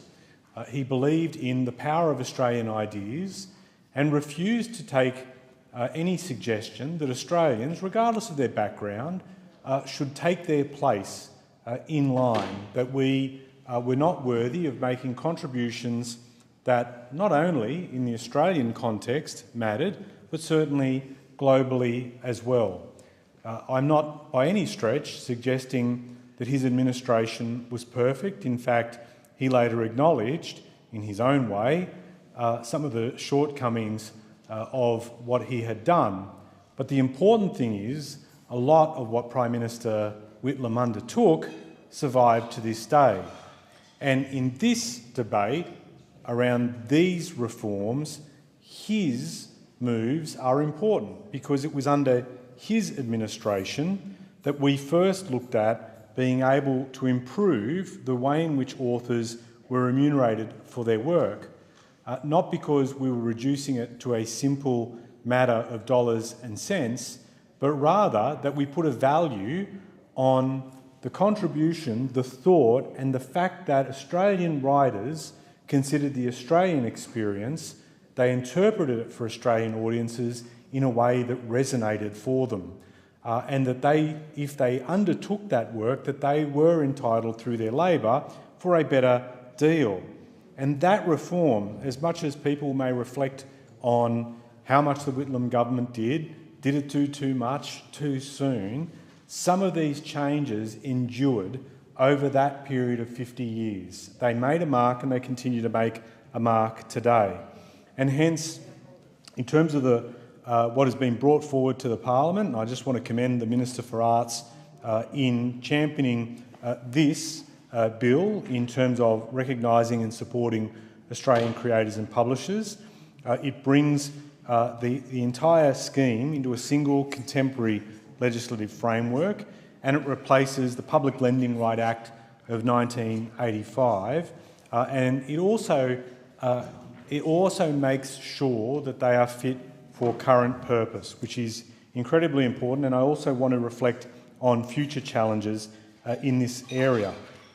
These public and educational lending rights are there for a very straightforward but important reason, and that's to ensure that creators and publishers get the money that they deserve when their books are made freely available, particularly through public and educational libraries. It is the transmission of that knowledge, that guidance, that know-how that goes on from one generation to the next, in many instances in an educational setting, that should be recognised and remunerated for. And while not everyone who writes a book, according to the Minister, seeks to be a full-time author, he did point out, and I thought this was important to restate for the record, that the average income in 2021-22 for an Australian writer was reportedly just over $16,000, which would surprise a lot of people given what is entailed or required to produce those works. There is also an admission that the creativity captured within that work is their property, and it should not be, quite frankly, stolen by those who wish to use it for other purposes or, frankly, to profit from it in a way that is not right, fair, or gives an opening for the author or the publisher. And as I indicated earlier, it was in 1974 that Prime Minister Whitlam approved the public lending rights scheme because it was underpinned by a notion inherently of fairness, recognising the value of that work and the importance of supporting, as I said earlier, Australian voices, and that endures 50 years on. And so the bill itself is a critical way in terms of modernising something that took place or took a foothold 50 years ago, has been amended from time to time, and right now needs to be updated.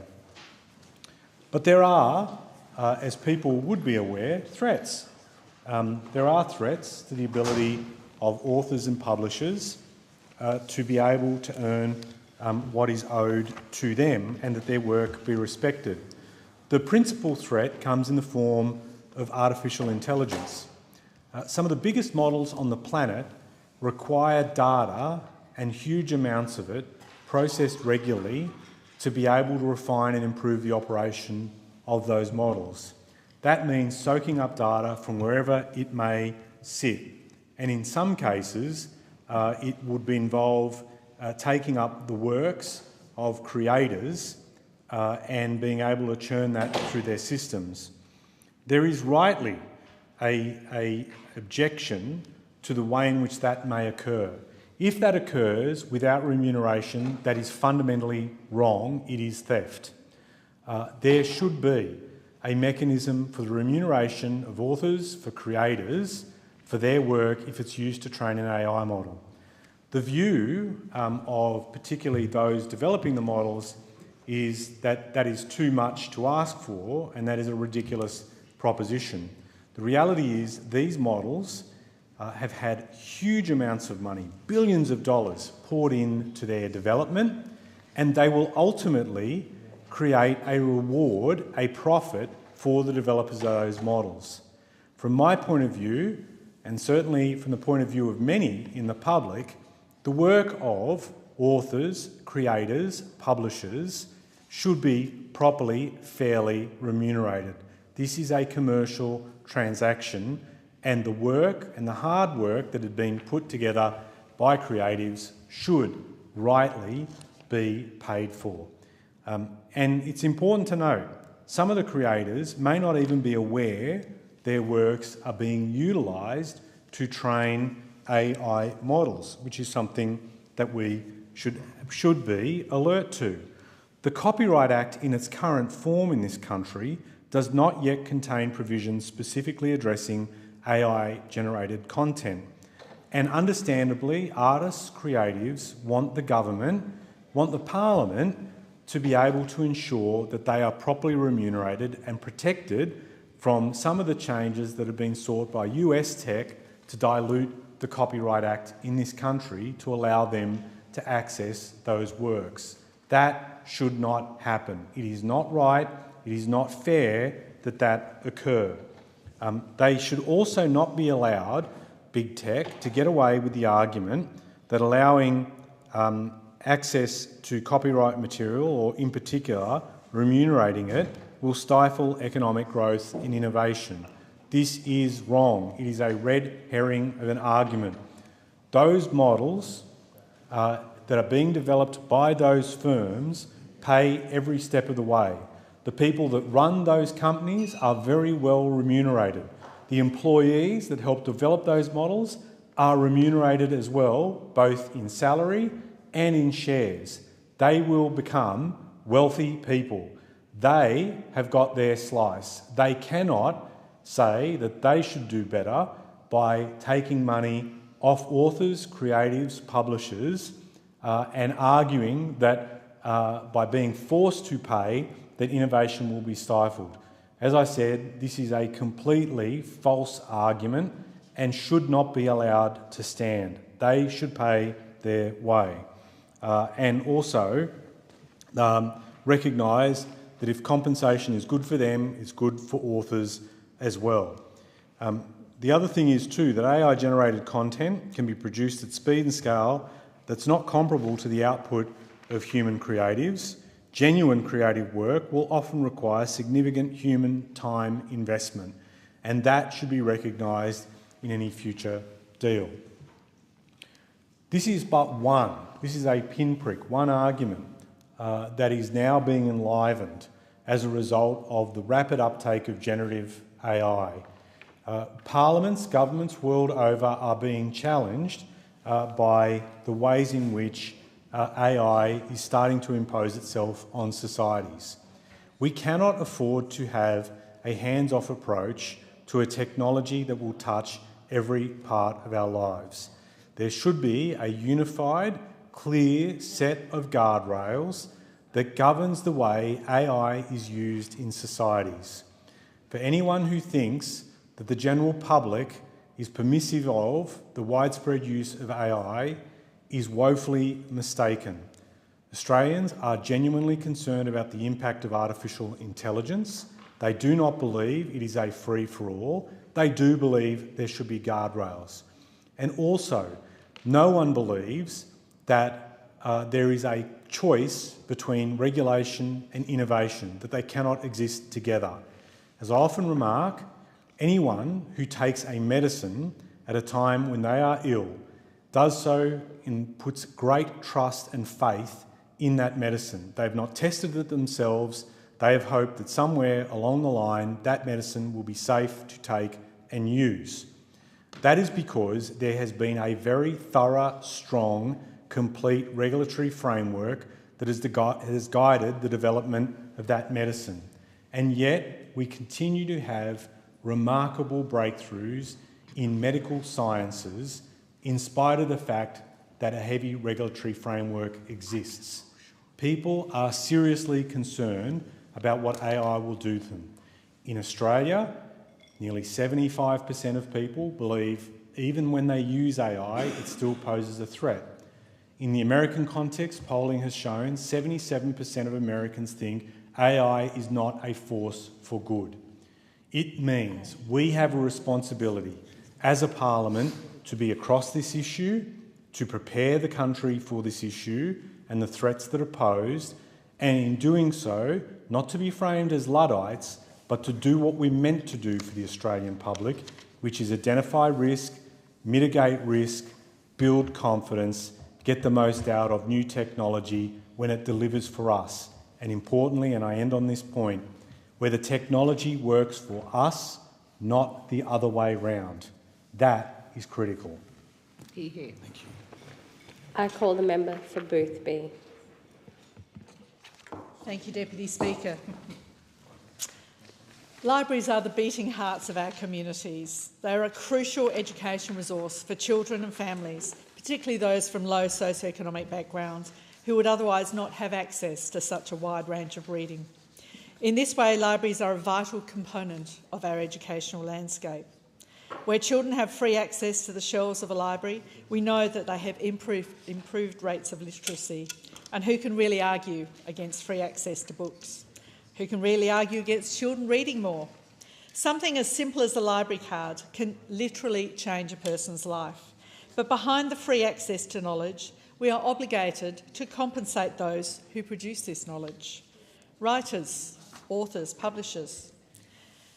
This bill seeks to replace the Public Lending Right Act 1985 and its associated scheme with the Public and Education Lending Rights Better Income for Authors Bill 2026 in order to provide for a unified and modern legislative framework.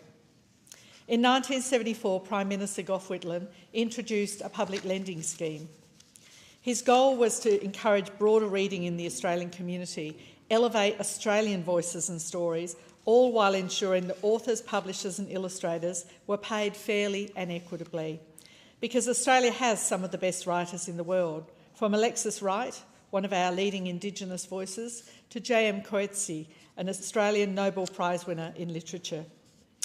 And because PM Whitlam was committed to education for all as a way of bettering our country and providing opportunity for all, the public lending scheme also meant that everyone in our Australian community would have access. Since 1974, incremental changes have been made in the way of updating the scheme to adapt to contemporary technological changes and innovations. And we now have e-books, audiobooks and other such digital platforms. A national survey of Australian book authors in 2022 found the average annual income of an Australian author was around $18,200, ranging from about $5,000 for poets up to about $28,000 for youth authors. And this is well below minimum wage, and not to mention the growing prominence of self-publishing. And even when an author chooses to go down this route, which is precarious to begin with, their success does not necessarily, in fact often doesn't, translate into financial security or stability. And this isn't good enough. Full-time writers often rely on their royalties as their only source of income, which, given the average income of $18,200, means that for every writer who's making a good living from their writing, there are many, many others making very little. And if we expect, and we all expect, a thriving literary culture in Australia, we need to be able to financially support those who are at the very heart of it. The reality is that free books reduce direct sales, affecting all those in the chain of production, including publishers, booksellers, agents and translators. Lending rights ensure that authors are paid where their works are freely available in public and educational libraries. In 2024-25, more than 17,000 payments were made to creators and publishers because of the scheme, amounting to more than $28 million.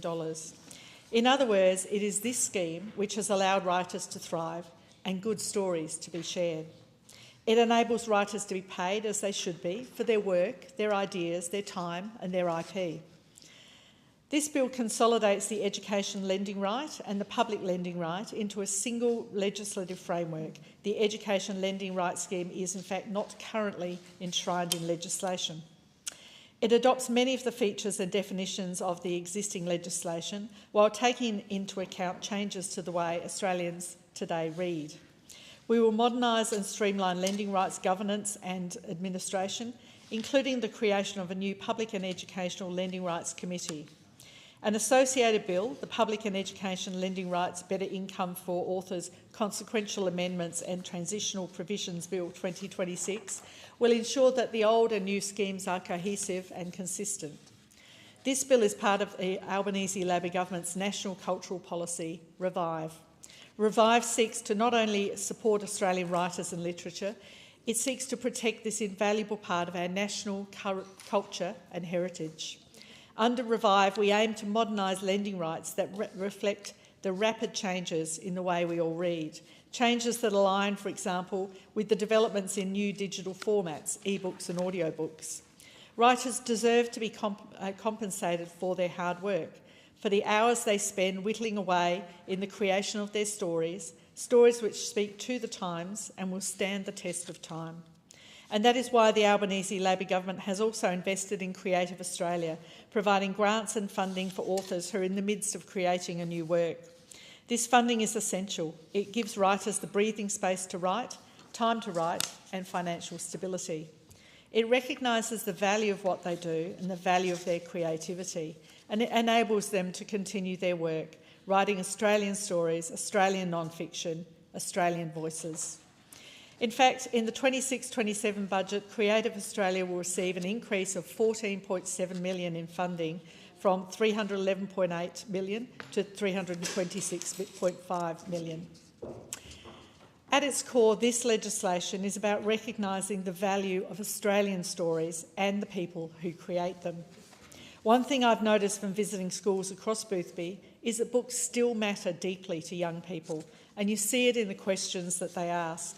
You see it in the way they connect stories to their own lives and communities, and you see it when the conversations about books turn into bigger conversations about fairness, identity, belonging, and the kind of country we want to be. When I visit schools to talk about democracy and civic participation, I'm always struck by how closely literacy and engagement are connected. Students who read widely are often the students asking thoughtful questions, challenging ideas, and thinking critically about the world around them.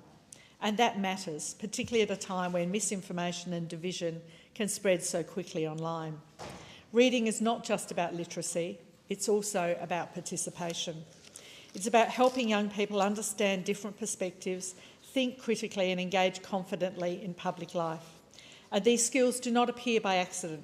They are built through education, through conversation, through stories, and yes, through reading. Many Australians would remember growing up with the book of Mem Fox, a resident of my electorate of Boothby. Her books have been part of childhoods across Australia for generations. They've been read at bedtime, in classrooms and in libraries right across the country. And that is the extraordinary thing about books. A story written by one person can become part of millions of people's lives. It can shape childhood memories and a lifelong love of reading. I recently attended the launch of the book God is an Apricot by Boothby author Robert Moore, set around the Shepherd's Hill Recreation Park in my electorate. And what struck me was how familiar it was. The suburbs, the atmosphere, the small details of everyday life in communities like ours. Not every important story is set in New York or London, and not every important Australian story is set in Sydney or Melbourne or Canberra.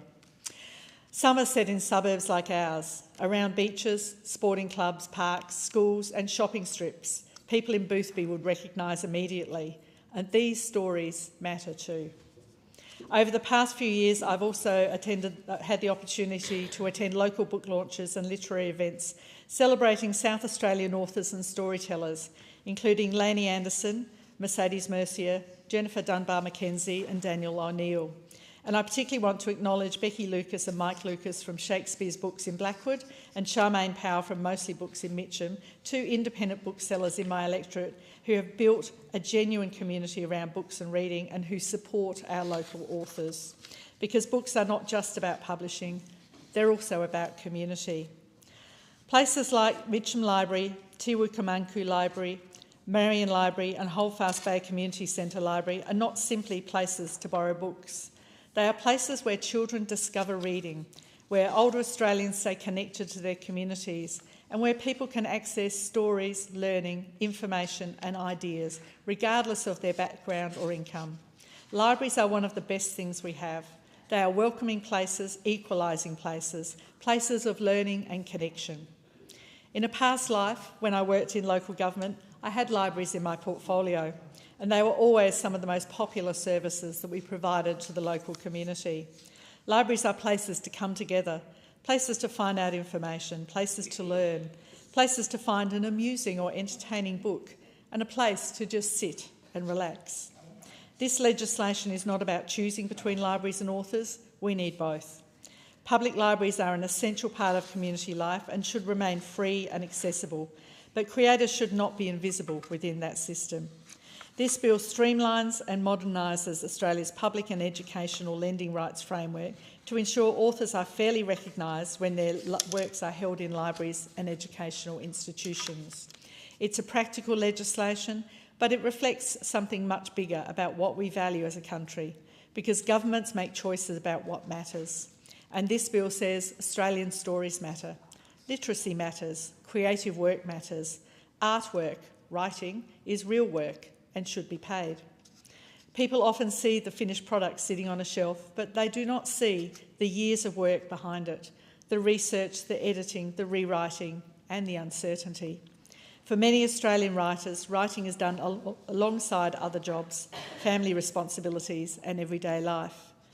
Very few authors become wealthy from publishing books, but their contribution to our cultural and educational life is enormous. If we want future generations of Australian writers to continue telling Australian stories, then we need systems that make creative work more sustainable, because Australian stories help preserve Australian identity. They reflect our humour, our landscapes, our history, and the everyday experiences that shape our communities across the country. They help young people see themselves reflected in the stories they read and help all of us better understand one another. Books do not appear by accident. They exist because someone decided a story was worth telling. Libraries enrich our communities and authors enrich our national life. This legislation recognises that both matter, because if we value Australian stories, we must also value the Australians who write them. I commend the bill to the House. I put the question. All of those opinions say aye. Contrary, no. I think the ayes have it. I call the clerk. Second reading, a bill for an act to provide support for Australian creators and publishers of books available in Australian public and educational lending libraries and for related purposes. A message has been received from Her Excellency the Governor-General recommending, in accordance with the Section 56 of the Constitution, an appropriation for the purpose of this bill. If no member wishes to consider the bill in detail, I will report the question immediately, that this bill is reported to the House without amendment. All of those opinions say aye, contrary no. I think the ayes have it. I call the clerk. Government business, order of the day number 2, public and educational lending rights, better income for authors, consequential amendments and transitional provisions bill 2026, resumption of debate on the second reading. The question is that the bill be now read a second time. I put the question.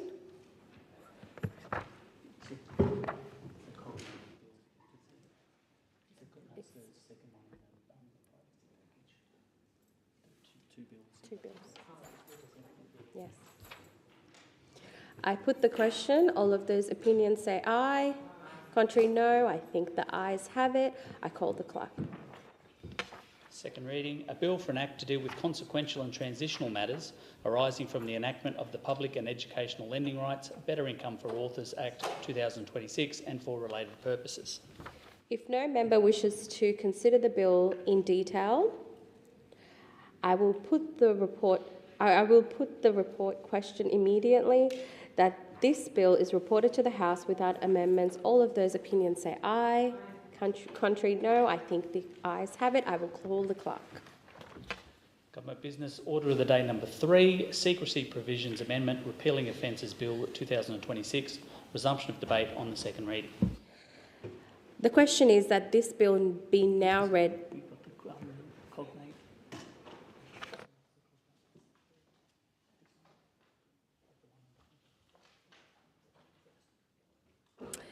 I understand that it is the wish of the Federation Chamber to debate this order of the day concurrently with the Secrecy Provisions Amendment Sunsetting Provision Bill 2026.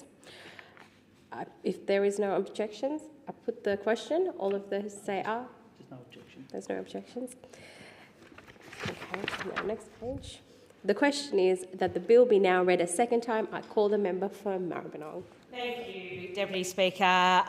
It's a privilege to be able to make my contribution to the debate around these two bills. Together, these bills represent a landmark moment in the reform of Australia's Commonwealth secrecy framework, one that has been needed for a long time and one that this Albanese Labor government is proud to deliver. Let me begin by acknowledging what these bills are fundamentally about. They are about the enduring tension at the heart of any democracy, the tension between a government's legitimate need to protect sensitive information and the public's fundamental right to know what is being done in their name. These are not competing values that can simply be traded off against each other. They are twin pillars of democratic governance and both demand our serious attention. For too long, the Commonwealth secrecy framework has been a sprawling, inconsistent patchwork, a statute book cluttered with hundreds of secrecy provisions, many of which were never designed to carry the weight of criminal liability. The result has been a framework that is neither fair nor fit for purpose. It has created legal uncertainty, chilled legitimate public interest journalism, and imposed disproportionate consequences on individuals who may have done nothing more than perform their job. This government was elected with a commitment to fix that, and that's exactly what these bills do.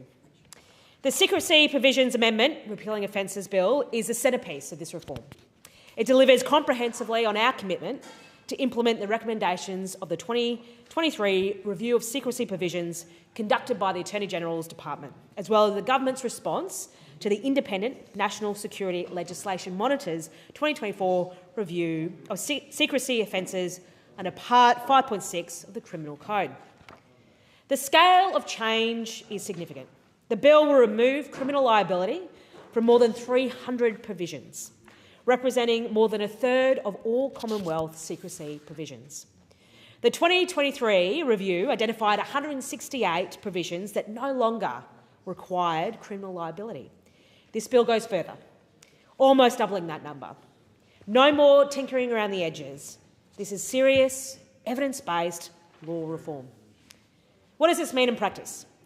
It means that the vast majority of non-disclosure duties across the Commonwealth statute book will no longer attract criminal sanctions. Instead, they will be subject to more proportionate civil and administrative consequences. Consequences that are proportionate to the nature of the breach and appropriate to the context. It means that hundreds of Australians who work for or provide services to the Commonwealth will no longer face the spectre of criminal prosecution for conduct that does not genuinely threaten our national security or public safety. Let me be clear what this bill does not do. It does not leave Australia's most sensitive information unprotected. Where criminal liability is genuinely necessary, where the potential harm from unauthorised disclosure is serious and real, it remains. The bill preserves and strengthens the provisions that matter most, and it introduces a new targeted secrecy offence in the Criminal Code to address a specific gap identified when former consulting firm partner allegedly shared confidential Commonwealth information for private gain. This new offence will capture improper use or communication of information by Commonwealth officers persons engaged to perform work for a Commonwealth entity, and persons providing paid or unpaid services to Commonwealth entities, capturing the full range of people who are entrusted with privileged access to sensitive government information. This is a proportionate and targeted response to a real problem, and it ensures our framework is comprehensive without being oppressive. I want to turn now to what I believe is one of the most important elements of this bill, the protections it introduces for press freedom. The Albanese Labor government has been unequivocal in its commitment to a free press. A free press should never be considered an inconvenience to good government, as it is a fundamental mechanism of our democratic accountability. Journalists who expose wrongdoing, who bring hidden information into the public domain, who hold power to account, perform essential public service, and our laws should reflect that.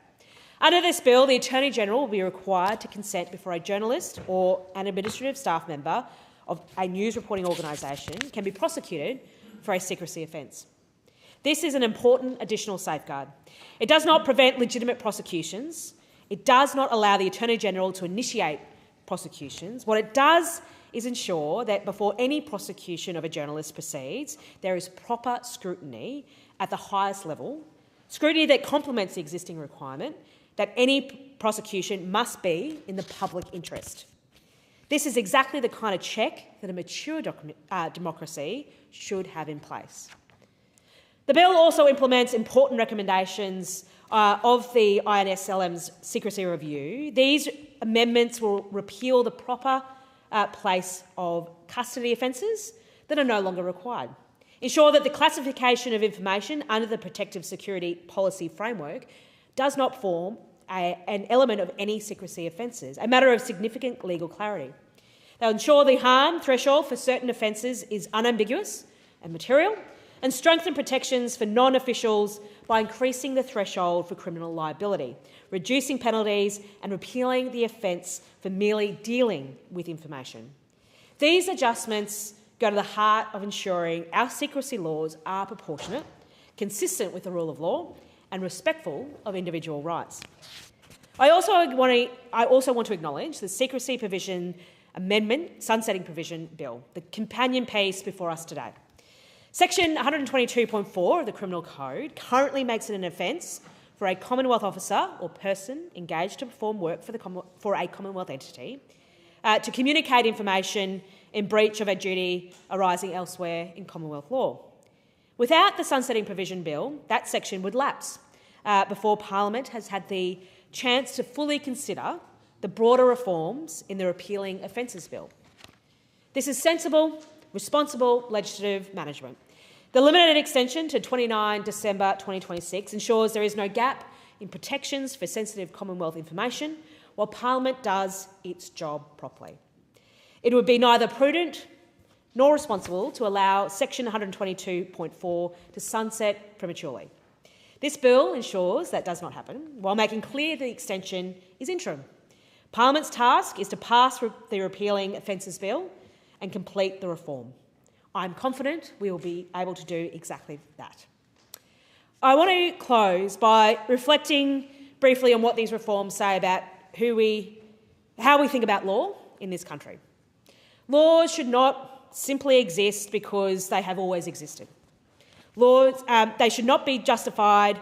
They should be justified by the harm they prevent, the rights they protect, and the values they uphold.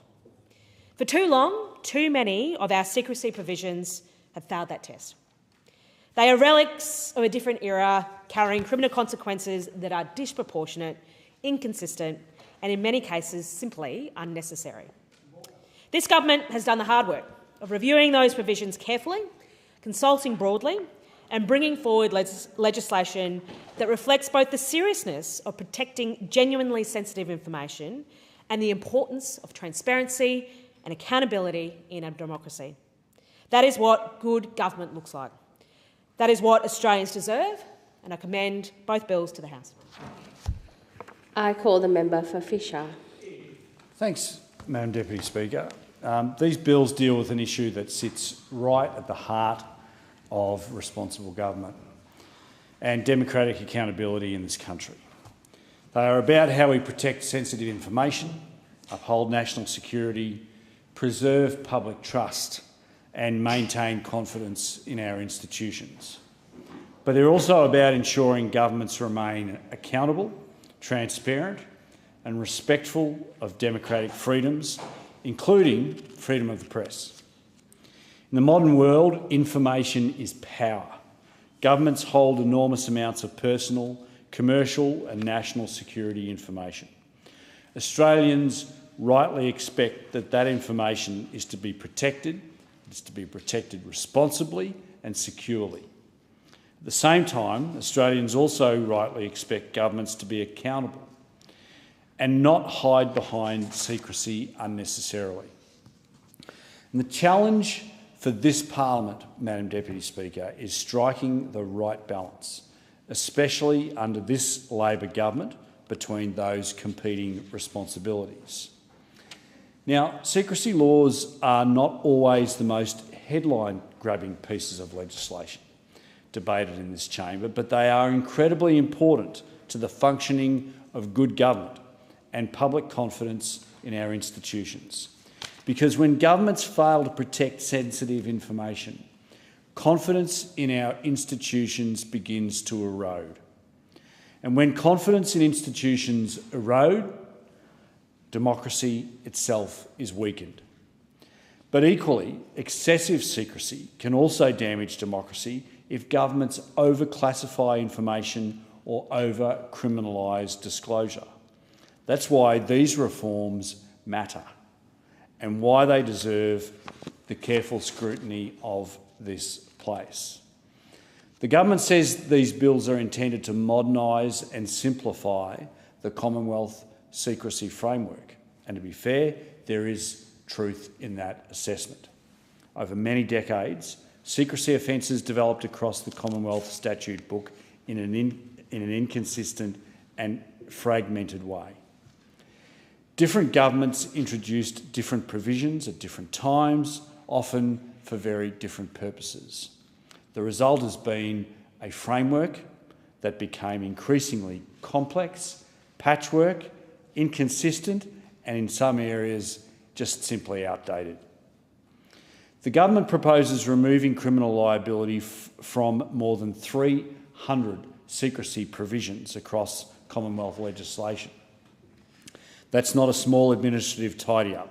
It is a major restructuring of Commonwealth secrecy laws and how they operate across government.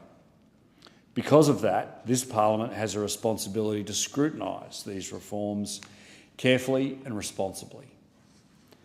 Let me say clearly, the Coalition supports the principle that criminal sanctions should be proportionate to the seriousness of the conduct involved. Not every administrative mistake should attract criminal liability. That seems pretty axiomatic. Not every disclosure should result in imprisonment. And where protections can appropriately be maintained through administrative sanctions, disciplinary action or civil remedies, that should be considered by government, should be considered by this place. The explanatory memorandum itself acknowledges that many secrecy provisions no longer require criminal liability because alternative protections already exist. Some offences related to information that is now decades old, some related to agencies or frameworks that don't even exist anymore. Others duplicated protections already available elsewhere in the law. So there is genuine merit in modernising and simplifying parts of the framework. But, Madam Deputy Speaker, while the Coalition supports sensible reform, we also believe secrecy laws exist for a very important reason. That reason is protecting Australia's national interest and maintaining public confidence in government institutions. Because some information, if improperly disclosed, can cause significant harm. Harm to national security, harm to law enforcement operations, harm to Australians' privacy, harm to commercial and confidence matters, and harm to public trust in government itself. Australians expect their governments to handle sensitive information responsibly. That expectation is entirely reasonable. Once public confidence in the handling of sensitive information is lost, it is incredibly hard to get it back. One of the most significant aspects of this legislation is the creation of a new targeted secrecy offence relating to the improper use or communication of Commonwealth information for personal gain or to cause detriment. Frankly, most Australians would assume this type of offence already existed. Australians expect that if someone entrusted with sensitive information abuses that information for personal advantage, there should be serious consequences. The proposed offence specifically targets intentional misuse of information where somebody improperly uses or communicates information to obtain a benefit or cause detriment to another person or Commonwealth entity. Importantly, this offence is narrower and more targeted than the existing broader framework. It focuses on deliberate wrongdoing and genuinely harmful conduct rather than technical administrative mistakes. And I think most Australians would see that as a reasonable and proportionate approach. Deputy Speaker, Australians were rightly angered by the revelations involving confidential Treasury information being misused by consultants and private firms. That conduct damaged confidence in government processes and raised serious concerns about integrity and accountability. Australians expect integrity from those entrusted with sensitive information, whether they are public servants, whether they are consultants, contractors or advisors. And Australians rightly expect governments to act when that trust is breached. This legislation attempts to address some of the gaps exposed by those events. Because if privileged Commonwealth information is exploited for private gain, confidence in our entire system of government is undermined. Public trust in institutions is something we should never take for granted in this country. Another significant aspect of these reforms is the expansion of secrecy obligations to persons providing services to the Commonwealth, including unpaid service providers in some circumstances. This reflects the reality of modern government, where governments increasingly rely on contractors, consultants, advisory panels and external expertise. Many people outside what we would consider the traditional public service now have access to highly sensitive government information. And where individuals are entrusted with that information, obligations should follow that access. But equally, these laws must be applied carefully, proportionately and fairly. Australians should not fear criminal liability for innocent mistakes or technical administrative issues where there is no harmful intent. The focus should always remain on genuinely harmful conduct that undermines public trust or national security. Deputy Speaker, these reforms also deal extensively with journalists and press freedom. The bill introduces a requirement that the Attorney-General, we're honoured to have some of the Attorney-General's public servants in the chamber with us today, who I might say do work very hard for the Commonwealth, and I thank them for their service. But this bill introduces a requirement that the Attorney-General approve prosecutions against journalists or media staff before proceedings can continue for secrecy offences. The Coalition supports a strong and independent media because a free press is absolutely fundamental to our healthy democracy. Journalists play, they can be a pain in the backside at times, but they play an important role in exposing wrongdoing, scrutinising governments and informing the public about matters of public interest. But freedom of the press must also exist alongside national security responsibilities, because there is a very important difference between legitimate public interest journalism and the reckless disclosure of highly classified information that could endanger lives or compromise security operations. This Parliament must always maintain that distinction carefully and responsibly. While many offences are being removed, the legislation still preserves criminal liability for particularly sensitive categories of information. That includes census data, healthcare information, commercial information and patent information. And that is entirely understandable because Australians expect highly sensitive personal and commercial and confidence information to remain protected. Australians expect their medical information to remain confidential. It shouldn't come as any surprise. Businesses expect commercially sensitive information provided to government to remain secure. Australians completing the census expect the information they provide will remain protected and confidential. Without public trust, participation declines.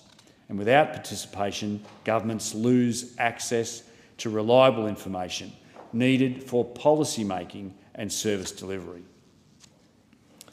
Deputy Speaker, these reforms must also be viewed in the context of the modern strategic environment and the increasingly complex threats facing Australia today. Cyber threats have increased dramatically over the past decade. Foreign interference operations are more sophisticated than ever. Hostile state actors actively seek to obtain sensitive government information and exploit weaknesses in systems and institutions. Critical infrastructure is increasingly vulnerable to cyber attack and malicious interference. That is why secrecy laws cannot simply be viewed as dry administrative legislation. They form part of Australia's broader national resilience and national security framework. They should be a part of a national security strategy if this government ever got around to implementing one. As somebody who has spent considerable time working on intelligence and national security matters through the PJCIS, I understand how serious these issues are. National security is not theoretical. The threats facing Australia today are real, they are growing, more complex by the day.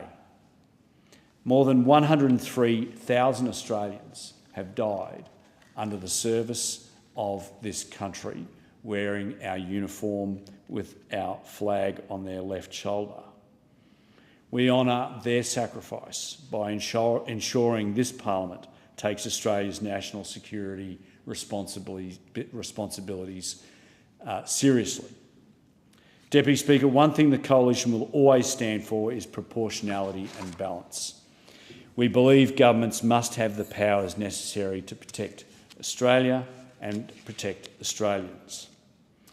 Now, Madam Deputy Speaker, the companion legislation before the House, the Secrecy Provisions Amendment Sunsetting Provision Bill 2026, is much narrower in scope but still important.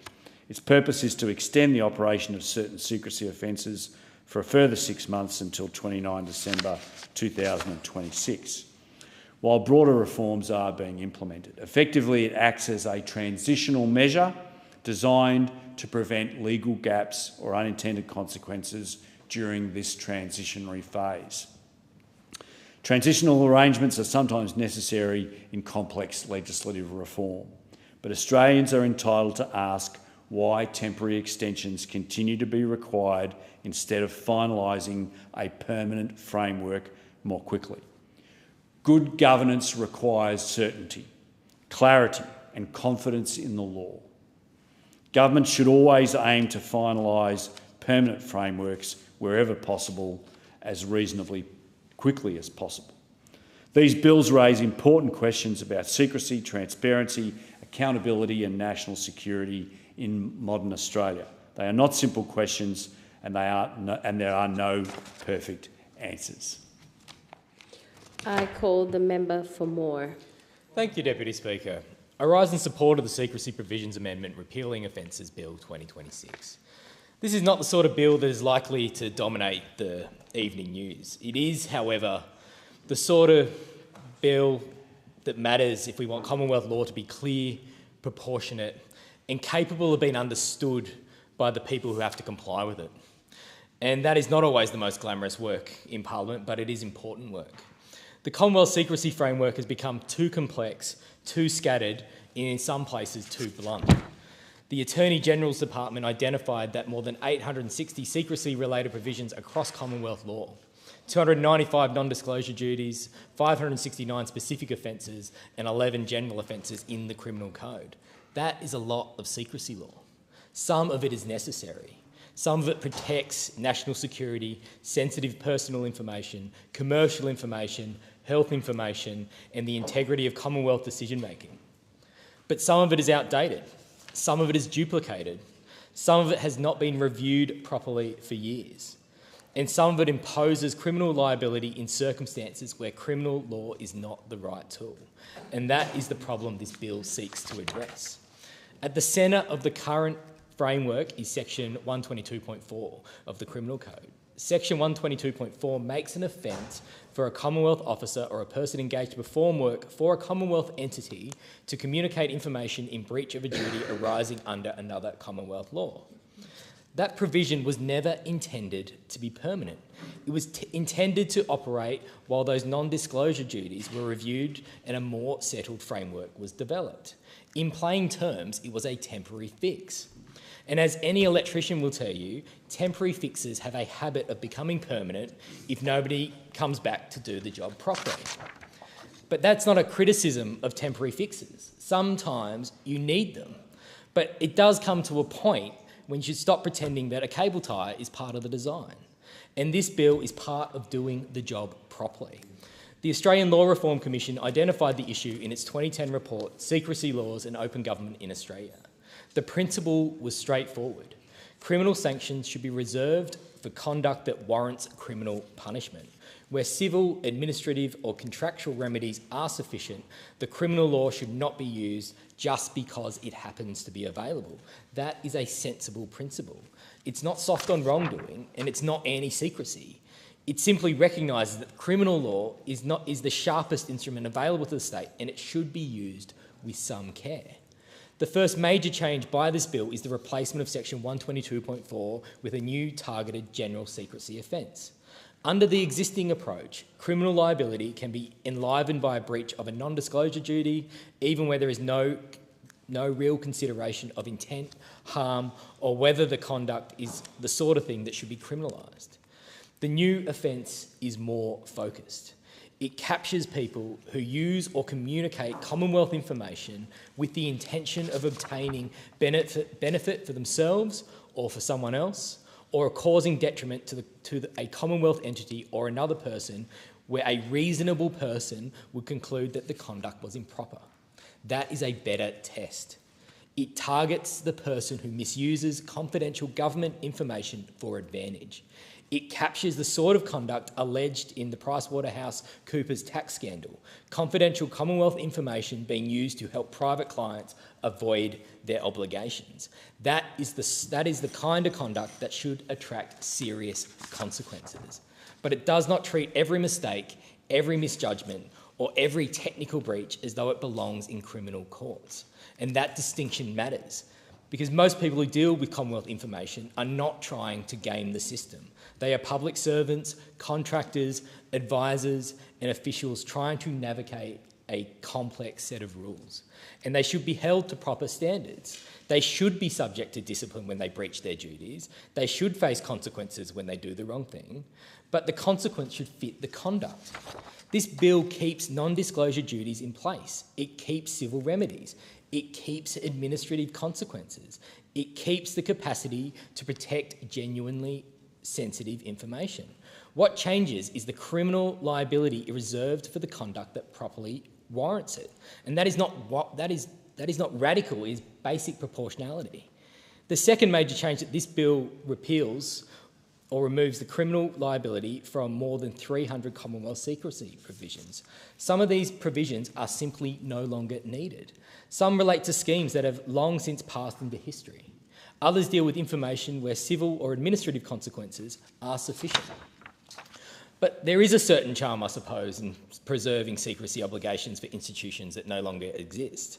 But charm is usually not the best basis for criminal law. The bill also recognises that not every secrecy obligation should be treated the same way. A small number of duties relating to genuinely sensitive healthcare, personal and commercial information will continue to attract criminal liability, and that is appropriate. The point is not to abolish secrecy law, the point is to make it more coherent. The third important reform concerns journalists and news organisations. The bill legislates the requirement that the Attorney-General's consent be sought before prosecuting a journalist, editor, producer or administrative staff member of a news organisation for a secrecy offence. At present, that protection exists as a ministerial direction. A ministerial direction is better than nothing, but is not the same as legislation. It can be changed, it can be revoked, it depends on the government of the day. This bill moves that protection into statute. And that matters because journalism often involves uncomfortable information. Good journalism does not only report what institutions would prefer to announce, it also reports what institutions would sometimes prefer to avoid. That is particularly important at the local level. In communities like Moore, local and community media do not have the resources of major mastheads. They are often small teams, sometimes very small teams. One journalist, one editor, sometimes the same person doing both jobs, while probably also trying to get the website to work and chasing someone for a comment who has decided that 4:55 p.m. is the right time to become unavailable. These outlets cover local councils, agencies, community organisations and decisions that affect people directly. They are part of the accountability framework, whether or not we always describe them that way. A secrecy prosecution does not need to have a chilling effect. The threat can be enough. For a small newsroom, the risk of prosecution or even the risk of a serious legal fight can be enough to stop a story from being pursued. And that is not good for public accountability. This bill does not give journalists a blank cheque. It does not place them above the law. It creates a safeguard before prosecution of a journalist or relevant news media staff can proceed. That is a sensible protection. There has been debate about whether requiring Attorney General's consent risks politicising prosecutorial decisions, and that concern should not be dismissed. The Law Council and the Alliance for Journalist Freedom have raised legitimate points about the role of executive discretion in this space. But the contrary position also has force. The Human Rights Law Centre, Transparency International Australia and others have recognised that in the current framework, a legislated consent requirement is a pragmatic safeguard. The Australian Press Council has also argued that legislative entrenchment is stronger than reliance on ministerial direction. On balance, this bill takes the better course. It does not solve every question about press freedom, whistleblower protection or secrecy law, but it improves that position. The fourth area of reform concerns Part 5.6 of the Criminal Code and the government's response to the Independent National Security Legislation Monitor. These amendments are targeted. They remove reliance on security classification alone as the basis for certain offences.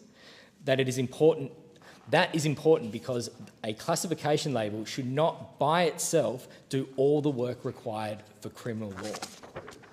The bill reduces the maximum penalty for offences by non-officials from 5 years to 3 years. It repeals aggravated offence provisions except in narrow circumstances.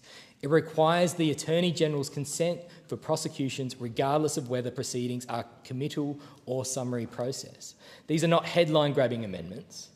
They are the kind of amendments that make the law more precise, and in criminal law, precision matters. People should be able to understand what conduct is prohibited. Prosecutors should have clear thresholds. Courts should not be left with provisions broader than they need to be. The bill sits alongside the Secrecy Provisions Amendment Sunsetting Provision Bill 2026.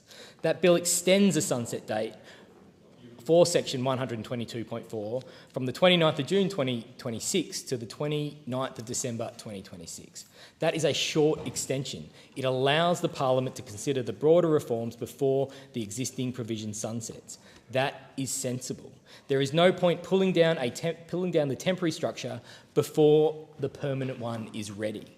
And anyone who has spent time on a work site understands that sequencing matters. Parliament occasionally is no different. I also note that the Senate Legal and Constitutional Affairs Legislation Committee is due to report on the Repealing Offences Bill by 19th of June 2026. That inquiry provides an opportunity for stakeholders to test the detail. That is appropriate. Secrecy laws sit at the intersection of public administration, national security, press freedom, privacy, accountability, and criminal law. They should be scrutinised carefully. This bill is not the final word on all of those questions. There is still work to do, particularly on whistleblower protections. Recent cases have shown these issues are not theoretical. They affect real people, they affect public servants, journalists, agencies, and the public's confidence in the government. But this bill is a substantial step. It removes unnecessary criminal liability. It replaces a temporary and broad provision with a more targeted offence. It better protects public interest journalism. It implements important recommendations from recent reviews, and it makes the Commonwealth secrecy framework clearer than it is now. That is the point.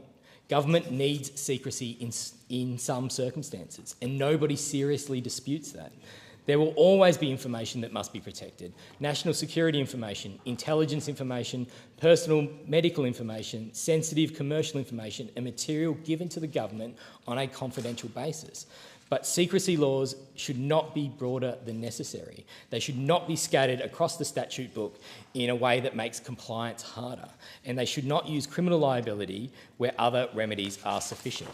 The people of Moore expect government to protect sensitive information. They also expect the government to be accountable.